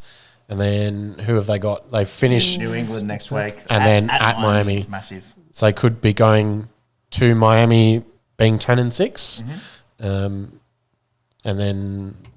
Others So now in the hunt. Pittsburgh moved up into the 9th spot after their win today against Cincinnati. So they're at 8-7. They finished with 2 away games at Seattle, 8 Tough. at Baltimore. So this will be competitive. I don't think they're pushing their way into that playoff picture. And Cincinnati started the day as a 6th seed, fell to Pittsburgh. So they've dropped now to 10th and then finish at Kansas City and then at home against Cleveland. I don't think they're pushing. So, and then Denver, 7-7. Have to win out. Have to win out. Against, but possible, against New England, against LA Chargers, and then at Vegas. So they could These finish two being home games. 10-7. And so a few of those AFC South teams having to play each other could also finish at 10-7. Yep. So, yeah, I think realistically of the guys looking outside looking in, Bills and Denver are the two most likely to push their way in. Agree. One of those AFC South teams to fall, Yep. at least, and maybe two. Maybe two of them. Maybe just the division winner. But, yeah, it would be interesting to see how all the tiebreakers go, because you could see essentially the team that finishes in the 8th seed that just misses out having a 10-7 record. Who was it? Was it Colts, Jags? I was seeing something based on if they won the games they're expected to win for the remaining season, their seeding could come down to a coin flip. Yeah, okay, right, yeah. Because after all the tiebreakers, it's down to the coin flip, whether they're in or not. So very could be some interesting topics. very close, very interesting in the AFC. 11 teams. Well, and with realistic chances of definitely still being in the hunt there. So. Doubt in the NFC. Yeah, NFC I think is a little bit NFC more a bit more top heavy. So San Francisco 49ers are the 1 seed. They've clinched the West, so they will have at least one home playoff game, as we've alluded to, versus Baltimore this week at San Francisco. So that's you think they go into that game being favourites and then finish being at Washington, and then versus the Rams in week 18. That could be really interesting for playoff spots if, depending on what happens with Dallas and Philadelphia, if San Francisco need to win that game or not, whether they playing their starters or not. Yep. And LA being in the playoff, the wild card hunt themselves, probably hoping that San Francisco. What's their run been? I think they've won a bunch of games. San Francisco. No, the Rams. Rams. I think they've won 5 out of 6. There you go. Yeah. And the only one that they lost was to Baltimore in overtime in Baltimore. So, they've been a bit hot. Stafford, Kyron Williams, Kupp, and Nakua are cooking. And, they're kind of a team that you might not want to play at this time of year. So that'll be interesting to see, does San Fran need to start their starters in that game or can they sit them? Because Dallas, they're currently in the 2 seed, but they got a bit of a tricky run home at Miami this week, and we saw their last game at Buffalo. They much stronger at home than away, so they could drop that. And then they're at home against Detroit. That, as it stands, that's the 2 seed versus the 3 seed, and then they finish at Washington. So you think they win against Washington? The other two Coin flip. You probably back Tough them. battles. Probably back them at home against Detroit. So Detroit, I think, are another one of those. they're better at home. And better against flat track bullies. They've true. beaten mostly Well, I think teams under 500. So when they keep they're a bit teams, Dolphin-esque, I believe. yeah, when they keep teams under 28, I think they're perfect. But which is 28 is quite a high bar to try and keep teams under. But speaking of Detroit, they're currently in the 3rd seed, so they get Minnesota twice in the next 3 weeks, either side of Dallas. So That probably eliminates. well, Minnesota. they just need to. Detroit need to win one game to clinch the North. So, given that they play Minnesota twice, and Minnesota their main competitor there, of course they drop both to Minnesota, and suddenly it's I don't think that happens, but so likely that Detroit win the North, and then the South, Tampa Bay in first spot at the moment in the Best 4 of the seed. rest. Well, yeah, so they get at home at Jacksonville against Jacksonville, at home divisional matchup against New Orleans, and then at Carolina. So, well, they win 2 of those. Yeah, I think they win these two. They win against and this New one will be Orleans, close. and they win against Carolina. So they could Close be against Jags. 9 and 8 potentially. Should be enough to win the South. Yeah. So Philadelphia in the 5 seed, but still in play for either the 2 or the 1, 2, or 3. They probably. should win out against 2 games against Giants. So and Giants, against Arizona Giants. Giants. So after that, brutal schedule they've had through the middle of the year, it now really lightens up. And I think against Arizona is interesting because if you recall earlier in the year, Dallas lost to Arizona being led by Josh Dobbs. That's right. Well, that could be the difference. If Philly beats Arizona, Dallas lost Arizona, Philly could end up winning the division. Dallas could be the 5 seed and have to go. Their run home is a lot nicer than the Either way, Anyone's. yeah. Either way, I think whoever ends up with that 5 seed rolls, the NFC South champion. It's just more than having to go in the road week 2 of the playoffs. That's probably the bigger worry. And so the Rams in the 6th seed, having already played and won and being on that stretch, they now finish with 2 away games at Giants, at San Francisco. So they probably should win that Giants game and then Tough. hoping San Fran rolls out. It's going to depend on the game situation. But, I mean, they could also maybe not need to win that. They could still get in being 9 and 8.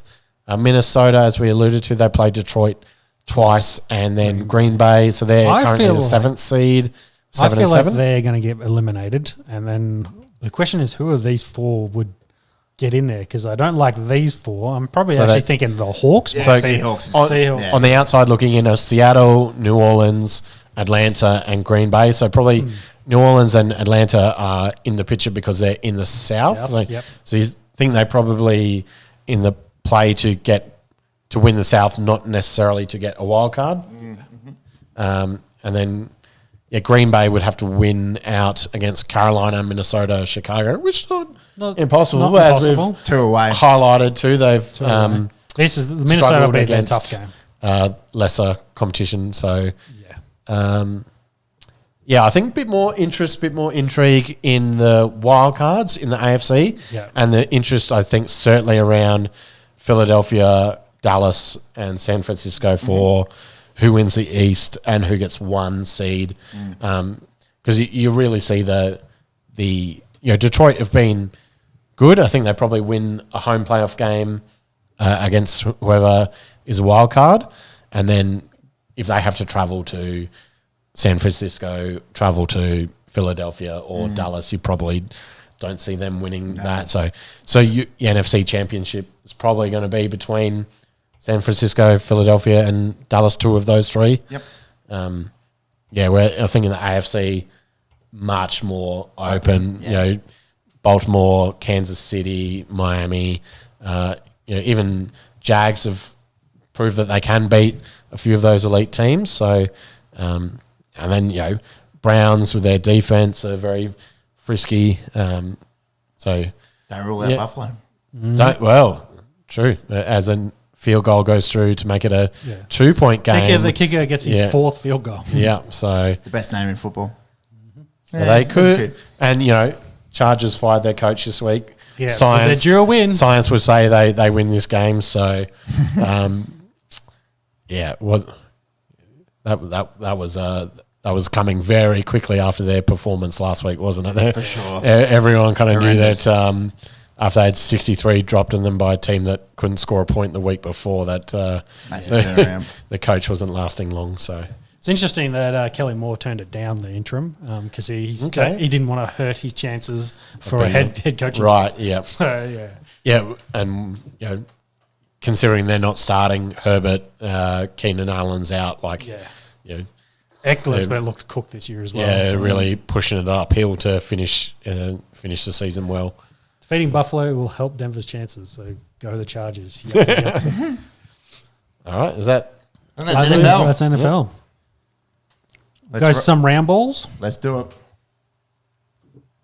Curry sets, fires, puts it up. Bang! Draymond Green has been suspended indefinitely. So is indefinitely 5 games? Is it 25? Who knows? Yeah, no decision as yet. Did hit Yusuf Nurkic. Last week we did mention that on the pod, but the decision hadn't been handed down just yet from the NBA. This is the 6th time that he's been suspended in his career. Mm-hmm. That's 5 times now from the NBA, once from the Warriors. It was only last month that he copped 5 weeks for the fight with the T-Wolves, and then outside of that, it's just been 1 game here and there. He's a good player, obviously. Mm-hmm. He needs to sort out some of the brain fart stuff, doesn't he? Yeah, some of the antics, and we talked about how the NFL's kind of trying to push out, some of that visuals and fighting, hitting, whacking, kind of using some AFL reminiscent of Barry Hall here with the spin around and throw a right hook. That's not a bad comparison. Yeah, Barry's was a lot better connection than this one was, didn't it? But just terrible brain fade, and I think they'll throw the book at him and he'll get a decent suspension. How long that is, I'm not sure. And do the Warriors need him? That's the question, because they haven't lost since he's been out. Oh, okay. So they're 4-0 in the sort of 10 days since he's been suspended. Beaten the Wizards, Celtics, decent. Blazers, Nets, Steph has been very good in 3 of those 4. It's going to be up to young Jonathan Kuminga and Darius Saric as well. Have to fill in to play that power forward role. I don't know if they need to move on from Draymond and say spend the money elsewhere. Yeah, exactly. we could free up a little bit of space to throw it. Maybe retaining one of these younger guys. Mm-hmm. The blokes won plenty, obviously, with the Warriors over the years, but there's certainly a lot going on between the years that probably needs to be addressed at present. Yeah, it's becoming far too frequent. Frequency of it, yeah. If you look at these suspensions and how more regular they're occurring now, it's probably it's a no-brainer. Like just even getting tech fouled is probably not even you haven't counted the number of times that's happening. This is just getting to the times he's being suspended, not just the stupid stuff he does that can get a technical. Well, he actually has caught one for racking up too many texts before. Yeah, there you go. So, the Warriors need to think about what they want to do with Draymond moving forward. But clearly, at least over the last week and a bit, have shown that they can win without him. Yeah, a team that can win with the other way around is Ja Morant coming back to the Grizz. Yeah. They've gone 2-0 since he's been back. They definitely needed him. 34 points in the game winner versus the Pels. Didn't light up the world against Pacers, but they won. Still won. They were just about one of the worst teams in the West without him, and with him, they seem pretty good. So it's going to be a big part of their season. How's he celebrated the wins? Is he behaving himself? Or? Yeah, hasn't been any pistol flashing just yet. Yep. Even a few finger pistols. Pew, pew, pew, just lean into it. Like, let's go. South Park episode. Pew, pew, pew. Josh Giddey, ankle injury. Obviously, a lot going on in conjecture off the court, but did roll his ankle pretty nastily driving in the paint versus the Clippers. Does look like a run-of-the-mill sort of lateral ankle sprain. Probably misses a few games. He's not playing against the Lakers. NBA notorious for not really going into depth with injuries, and Wemby has also sprained his ankle. He'll miss today versus the Mavs. It'll be interesting to see how that plays out. My interesting note was the Lakers haven't won a game since they won the in-season tournament. Well, that shows how much the tournament means to them. Job done. That's right. Turned off. Yeah, that's right. Got our $500,000 and see you guys later. Yeah, we'll go have a good Christmas break and then we'll come back. You guys, have you seen Embiid is on a heater at the moment? Also has an ankle concern. Yeah, but like I think I saw 13 games in a row, 30 points, 10 boards, and I think Kareem holds the record for like 16 games. So he's closing in on it. I think with going to 13, he's like tied second place now. And I think it's now getting into he's getting into kind of record territory. So like to being Denver man, say Joker being MVP, but this kind of stuff. The MVP from last year is certainly saying don't forget about me. And 30 is like the minimum from those stats. He's had a 50 burger in there. He's had multiple 40s. He's had 250 burgers. And the most important thing, only one loss throughout all of it. Yeah, it's going to be the two big men going head-to-head again for the MVP, you'd imagine. Looking that way. Though I will say the Bucks, though, they're on a nice 9-1 streak. Seven game streak, so, Giannis been Speaking good. of Giannis, as probably the only other one that I can say throw in that MVP conversation. He's been very good. Just bring it up. Giannis's game log, it's nothing to sneeze at. Yeah, I think he's had a 60 and a 50 in the last couple of weeks. One game missing against Spurs. Obviously, they won that pretty easily. Outside of that, these are the efforts from Giannis in terms of points and boards. 28-7, 37-10, 26-17, 22-8, 64-14, 32-12, 37-10. The Greek Freak is playing well, and the Bucks are winning. So again, two common themes here, isn't there? When your superstar plays well, you big time. generally win. Let's go top down here in the East. Yeah, are these three kind of separating themselves from the rest of the pack? I think we spoke about it last week. I'd be very surprised if any of the Celtics, Bucks, or 76ers miss out on a home seed when it comes to May. The big surprise has been the Magic. Heat, you can never rule them out. Yeah, they just got to get hot and have a run. It's usually the thing with that. I think Heat they got to will. get hot, do they? Yes, they do. They got to heat up. Then this is when it starts to get interesting, right around that play-in sort of range. The Knicks currently sit in 6th. The Cavs, without Mobley and Garland, it's going to be difficult. Lost their last one. Pacers had a little slide, coming off the success in the tournament. Maybe some of the tournament takes it out of you. Yeah, it must. They're expending too much energy on the tournament. Nets in 9th. Bulls have trended up with 3 wins. 7-3 in their last 10. And then it starts to become a bit ominous. I think once we get to the Hawks, the Raptors, the Hornets, the Wizards, and the most ominous of them all. Oh my goodness! Look at the last 26 there from the Detroit Pistons. The Pistons have lost 26 games in a row. What's the longest losing streak? It's longer. We've looked this up.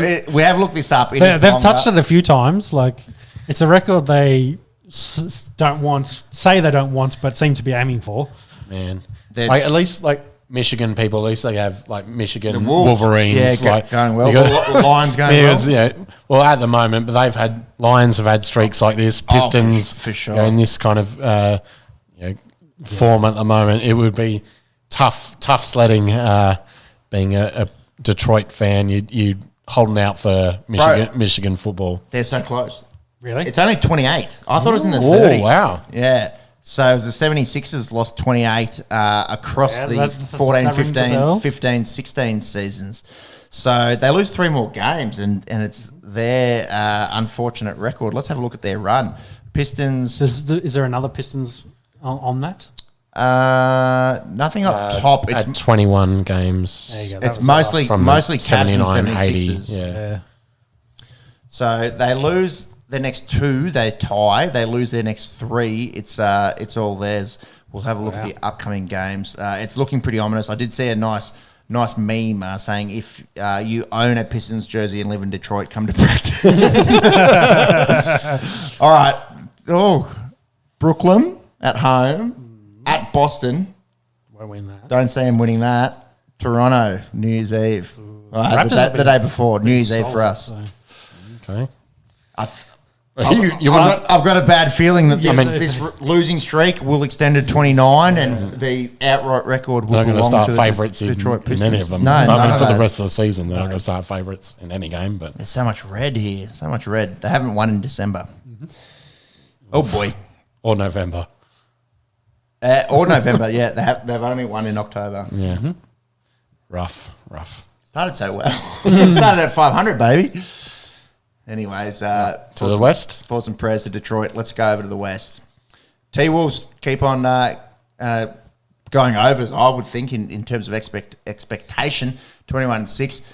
The Thunder, albeit a few less games played, looking very good. The Josh Giddey off-court stuff hasn't seemed to have affected them too much. Yeah, the Nuggets played 31 games, jeez. Yeah, it's all over the place at the moment in terms of how many games have been played. Kings sit there in fourth. Yep, Pels me up. Pels are fun. We've spoken about Zion. He's back, baby. Clippers, Mavs off the back of Luka. A little bit of a slide for them, but they sit in seventh. The Rockets still probably going overs, but maybe a little bit of a reality check as to how good they can be. Yeah. Then have a look at this. Lakers, Suns, Warriors. 9, 10, 11. As it stands. Still there. Above 500. Above 500, but out of the top 8. Grizzlies got a lot of work to do. Having Jar back helps, will help. but it'd be very, very difficult. 5 games behind these guys. And then Blazers and Spurs are done. Yeah. How good the play in the West is going to be fun. Yes. Oh, yeah. Especially if these three are in this space. So, yeah, it's going to be a tough run in the end there. That's it for NBA? Yes. Dicker the kicker kicked another field goal for his 5th to take the lead in that. So Chargers have a lead. Science. James Cook fumble. Science. It's science. Saki coach win. Yeah. 3 minutes to go, 3rd and 8. There's be a big third down because they can't kick a field goal from there. All right. This will play out live on the Esky. Right, round ball to round ball. Let's go. Good take. Go to Diggs.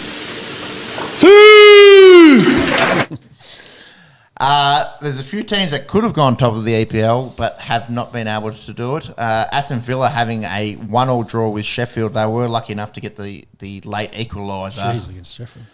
Liverpool Arsenal overnight. This is battle of the Titans, top of the table kind of stuff. Liverpool really probably should have won this. Trent Alexander-Arnold hit the crossbar on a massive. So they drew, did they? Yeah, they drew 1-1. It was like 4-on-1 on the counter. Probably should have scored a multitude of ways. Weren't able to do it. Good game though. That's probably the 2 best teams in the league at the moment.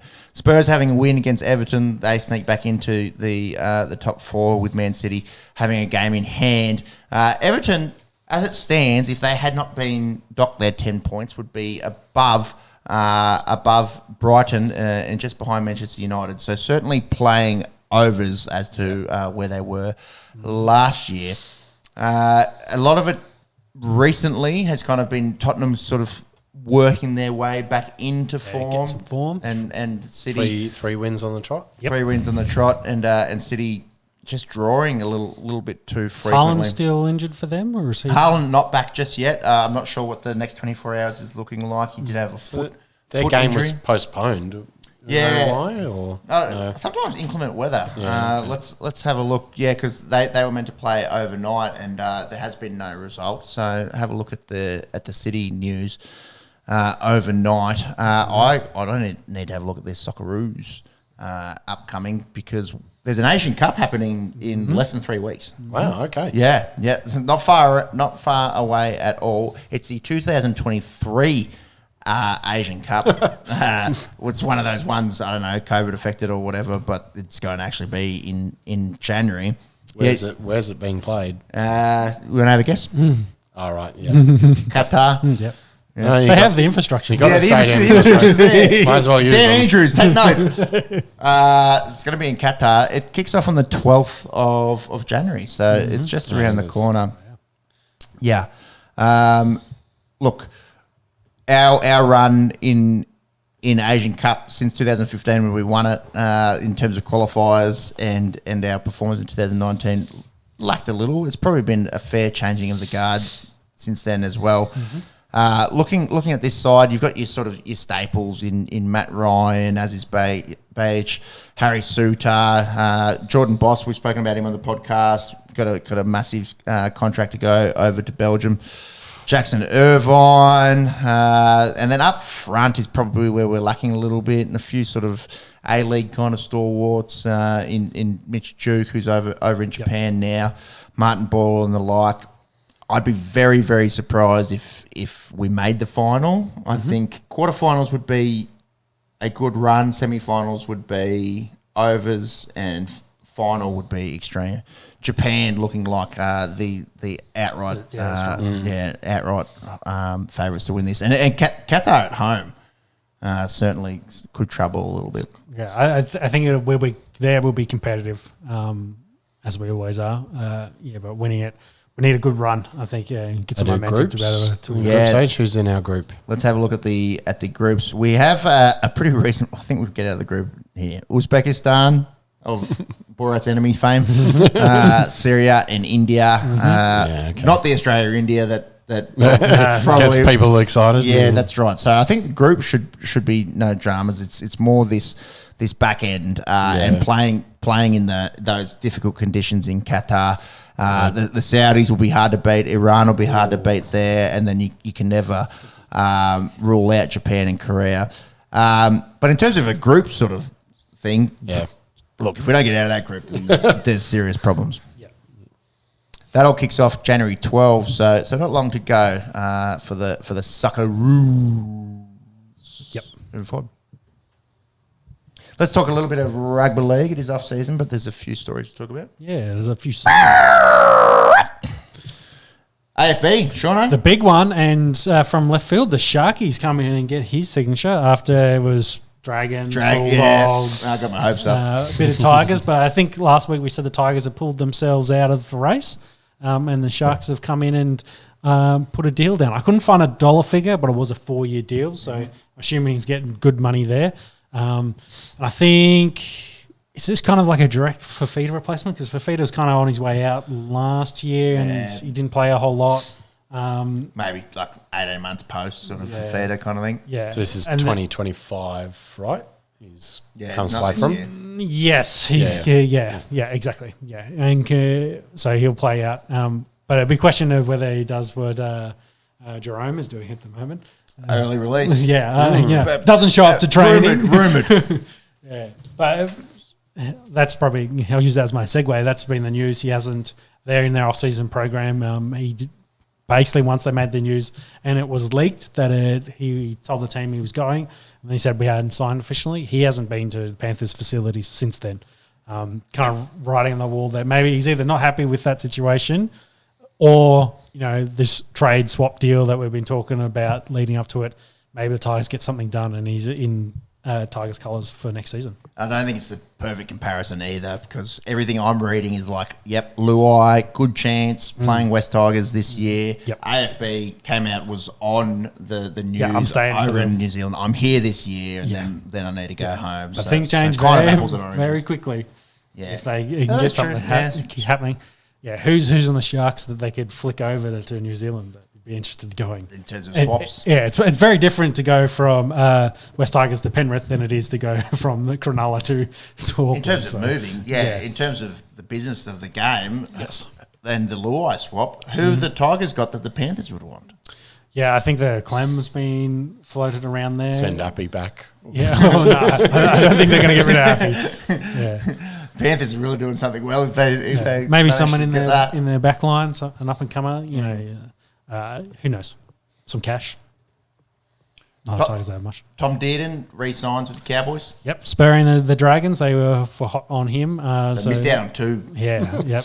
And then they went and signed that young fella because Junior got his contract torn up as well. Which the writing's been on the wall for quite some time for Junior Mode. Yeah, I don't remember who was they signed a young bloke from New Zealand, the Dragons, to kind of fill in their halves and back line a little bit because they'd missed out on a couple of guys that they were targeting for a spot, but. Tom Dearden staying at the Cowboys, they'll try to build around him long term, I think, as well, as kind of their main half in that team.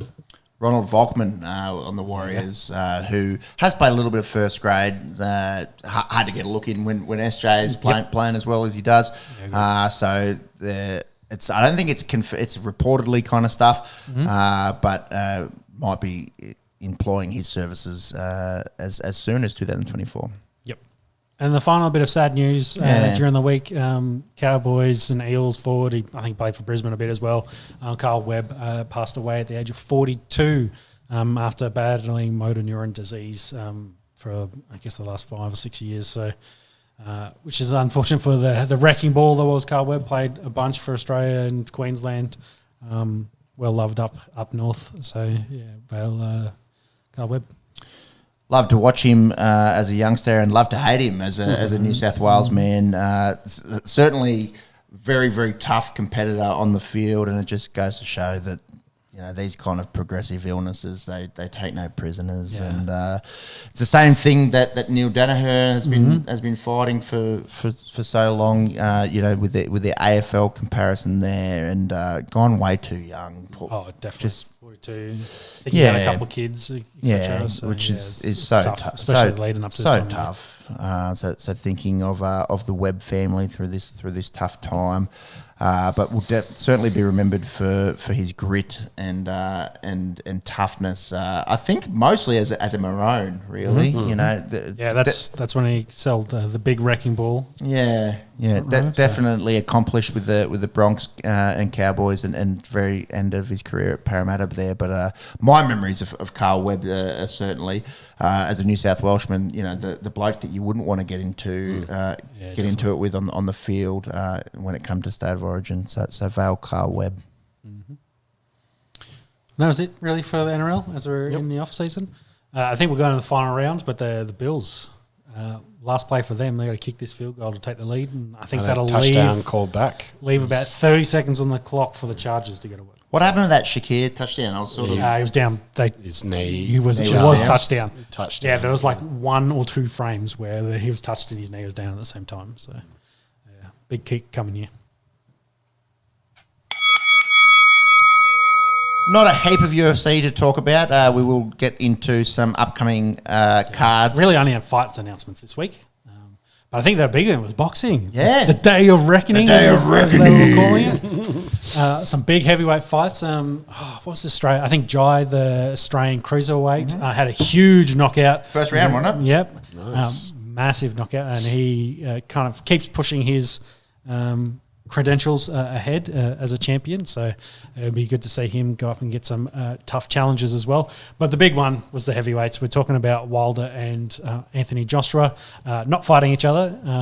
Fighting others. Yes, fighting others. And Wilder got Joseph Parker and was beaten pillar to post. One judge had every round for Joseph, and a couple, I think, probably felt sorry for him and gave him a couple rounds. But yeah, Joseph Parker hit him with some really good shots in this as well. But you know, kind of sends himself back up to the top of the heavyweight division. I think he's only lost 3 or 4 fights in his career. So the Kiwi will be back up there in the conversation for a potential big title fight coming up. Good on him. Yeah, it's massive for, you know, we've seen over the last few years the rise of Volkanovski and Adesanya and what that's meant in the UFC for to an extent. Yeah, exactly. The Anzac fighters. It's a big one for Joseph Parker. I think Samoan born, but raised out of Auckland. And yeah, really throwing his hat in the ring now with a comprehensive victory there against Deontay Wilder. Can you just look up his record for me? Because he was on the ascendancy and then he got derailed a little bit. So I would love to know who he lost against, because I think they threw, maybe it was Anthony Joshua. That might be an interesting conversation, because they threw him in there, and the conversation then ended up being maybe it was too early. We rushed him too quickly. So it's good to see him go away and have a work and come back. Lost to Joe Joyce. Yeah. Who was his He's other got the losses most recent down up the top. You know, you are right. Back in 2018. He got Anthony Joshua his first. And it was Dylan White was there. So two big names. Big names there. That kind of sent him off there. Had to go back and do his work and work his way back up. And what's he gone there? 1, 2, 3, 4, 5, 6, 7, 8, 9, 10. 10 and 1 since then. Yep. Yeah, and now got a massive win here over another big name in Wilder. That'll put him straight back in the conversation. But speaking of Anthony Joshua, he also was on this card taking on the Swede Wallen, I think is his name. Got it done in 5 rounds. Got out there the corner from Wallen through in the towel. His nose was basically broken, and Joshua looked really, really good. Gets a good win here. But I guess the fallout is probably the more interesting thing, because the mega fight that was signed, by all accounts, ready to go for Wilder versus Joshua has now, of course, been canned with Wilder's loss. And Wilder probably going to take some time off in the interim, which then Francis Ngannou gets thrown into the conversation a little bit after his really good showing there against, well, arguably potentially won that fight against Fury. Puts his name out there, and his coach was saying, let's have a 2-fight contract. Let's do one in Saudi Arabia and do the other one in Africa, which I think would be excellent. But yeah, it's opens up the heavyweight division yet again for potential other fights. And I guess Uzcek on the sidelines, not sure who his dance partner is going to be going forward. As the Bills can almost ice the game. Yeah, 1 second to go. 1 second to go. 3rd and 19. They need a touchdown. I think they can't. No, they're not getting that. Yeah, it's going to be one hell of a Hail Mary. Do you want to talk UFC upcoming? Yeah, and well, I guess we're finished there with the announcements. UFC 298's the next one coming up, I think. Or yeah, we've had no. Have we had 97? 96. No, 97's the next one. Yeah, that's the January one. Yes, yeah. And then 98, Robert Whittaker and Paulo Costa has been rebooked, so they'll get their run around. And Jeffrey Neal versus Ian Gray also rebooked for UFC 298. UFC 299 gets MVP. Michael Venom Page joins the UFC after being in a whole bunch of other organisations. Well known there for the hardcores. We'll get the Mouth and Kevin Holland, and they are very comparable kind of in size and fighting style. So I think that's an excellent matchup. That'll be a really good fight. And then UFC 300 is the big one, and a lot of rumours going around, but they have announced 3 fights, 3 pretty good ones. Pepe, do you want to do the heavyweight for me? Eastern Europeans. Yes. Yuri Prohaska is taking on Alexander Rakic in light heavyweight. Aljo Aljamain Sterling takes on Calvin Cade. So some competitors there. And Bo Nickel takes on Cody Brundage. Yes. That's announced so far. Yeah, see if Bo Nickel can run through yet another competitor there in the middleweight division. And then the rumours floating around at the moment is Tom Aspen, the interim heavyweight champion, taking on Alex Pereira. That'd be huge if that's on the same card. Yeah. As the Bills are still defending this. We're down to about 4 or 5 laterals so far. Playing some schoolyard. Yeah, that's a forward pass, bro. And game over. No. So, yeah, so that'd be Alex Pereira coming up to the heavyweight division to be a 3-division champion in the UFC, which would be the first. He could fight at heavyweight. Yeah, he walks around at 220, and I don't think it would be too hard for him to be at 230-ish for this. Tom will still be significantly bigger than him, but he'll be competitive, I think, in that. And I think the storyline is, can he be a 3-division champion? And then that also potentially Pereira, John Jones, line that up for the future as well. But a UFC 300 there, this is the card they're all talking about building as, the mega one. Is Conor fighting on it? Who he's fighting? Is Nate Diaz going to come back and fight on this? Gagey and Chandler have had their names thrown out as competition on that.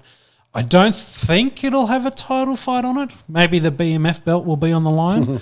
Probably doesn't need a title fight. But yeah, I think they're going to have a whole bunch of really interesting, fun fights on it. So some of the UFC 300 announcements coming out. And that's fighting news. Just back to 297, that is Strickland versus Duplessis. So after the last preview card, of that already. Very, very enticing. So that's why did he go January to the field 20. with this? It's 5 on 2 blocks and he didn't take any of it. Righto, Steamer, it's been a pleasure. Always an honour and a privilege to have you on the podcast. We'll take a break now for a couple of weeks. See you all in the new year. See you all in the new year. We may have Monkey Magic back from paternity leave. Wouldn't that be good? And yeah, we've got plenty to talk about in 2024. Yep. Obviously, we will have the answer to who replaces Dave Warner as the opener moving forward. We'll see this playoff picture unfold, and will the 49ers live up to the hype? Will it be Brock Purdy that takes the MVP as Mr. Irrelevant? That's a huge story in itself. Oh yeah. NBA will be getting more towards the business end. Yeah, post Christmas. That's where we. That's always the chat. EPL Asian Cup to keep an eye on, and looking forward to that UFC 297. Thank you to anyone that has listened to the podcast during the year. We have appreciated it. Definitely appreciate it. Please do, if you are finding us for the first time, check us out on social media. We have Instagram, we have Twitter, we have Facebook. You can hit that subscribe button here on YouTube. Hopefully it's a lovely time of celebration for you with your family and loved ones over the Christmas break. Take care of each other. And we'll see you in 2024 on the Esky. Bye. Bye.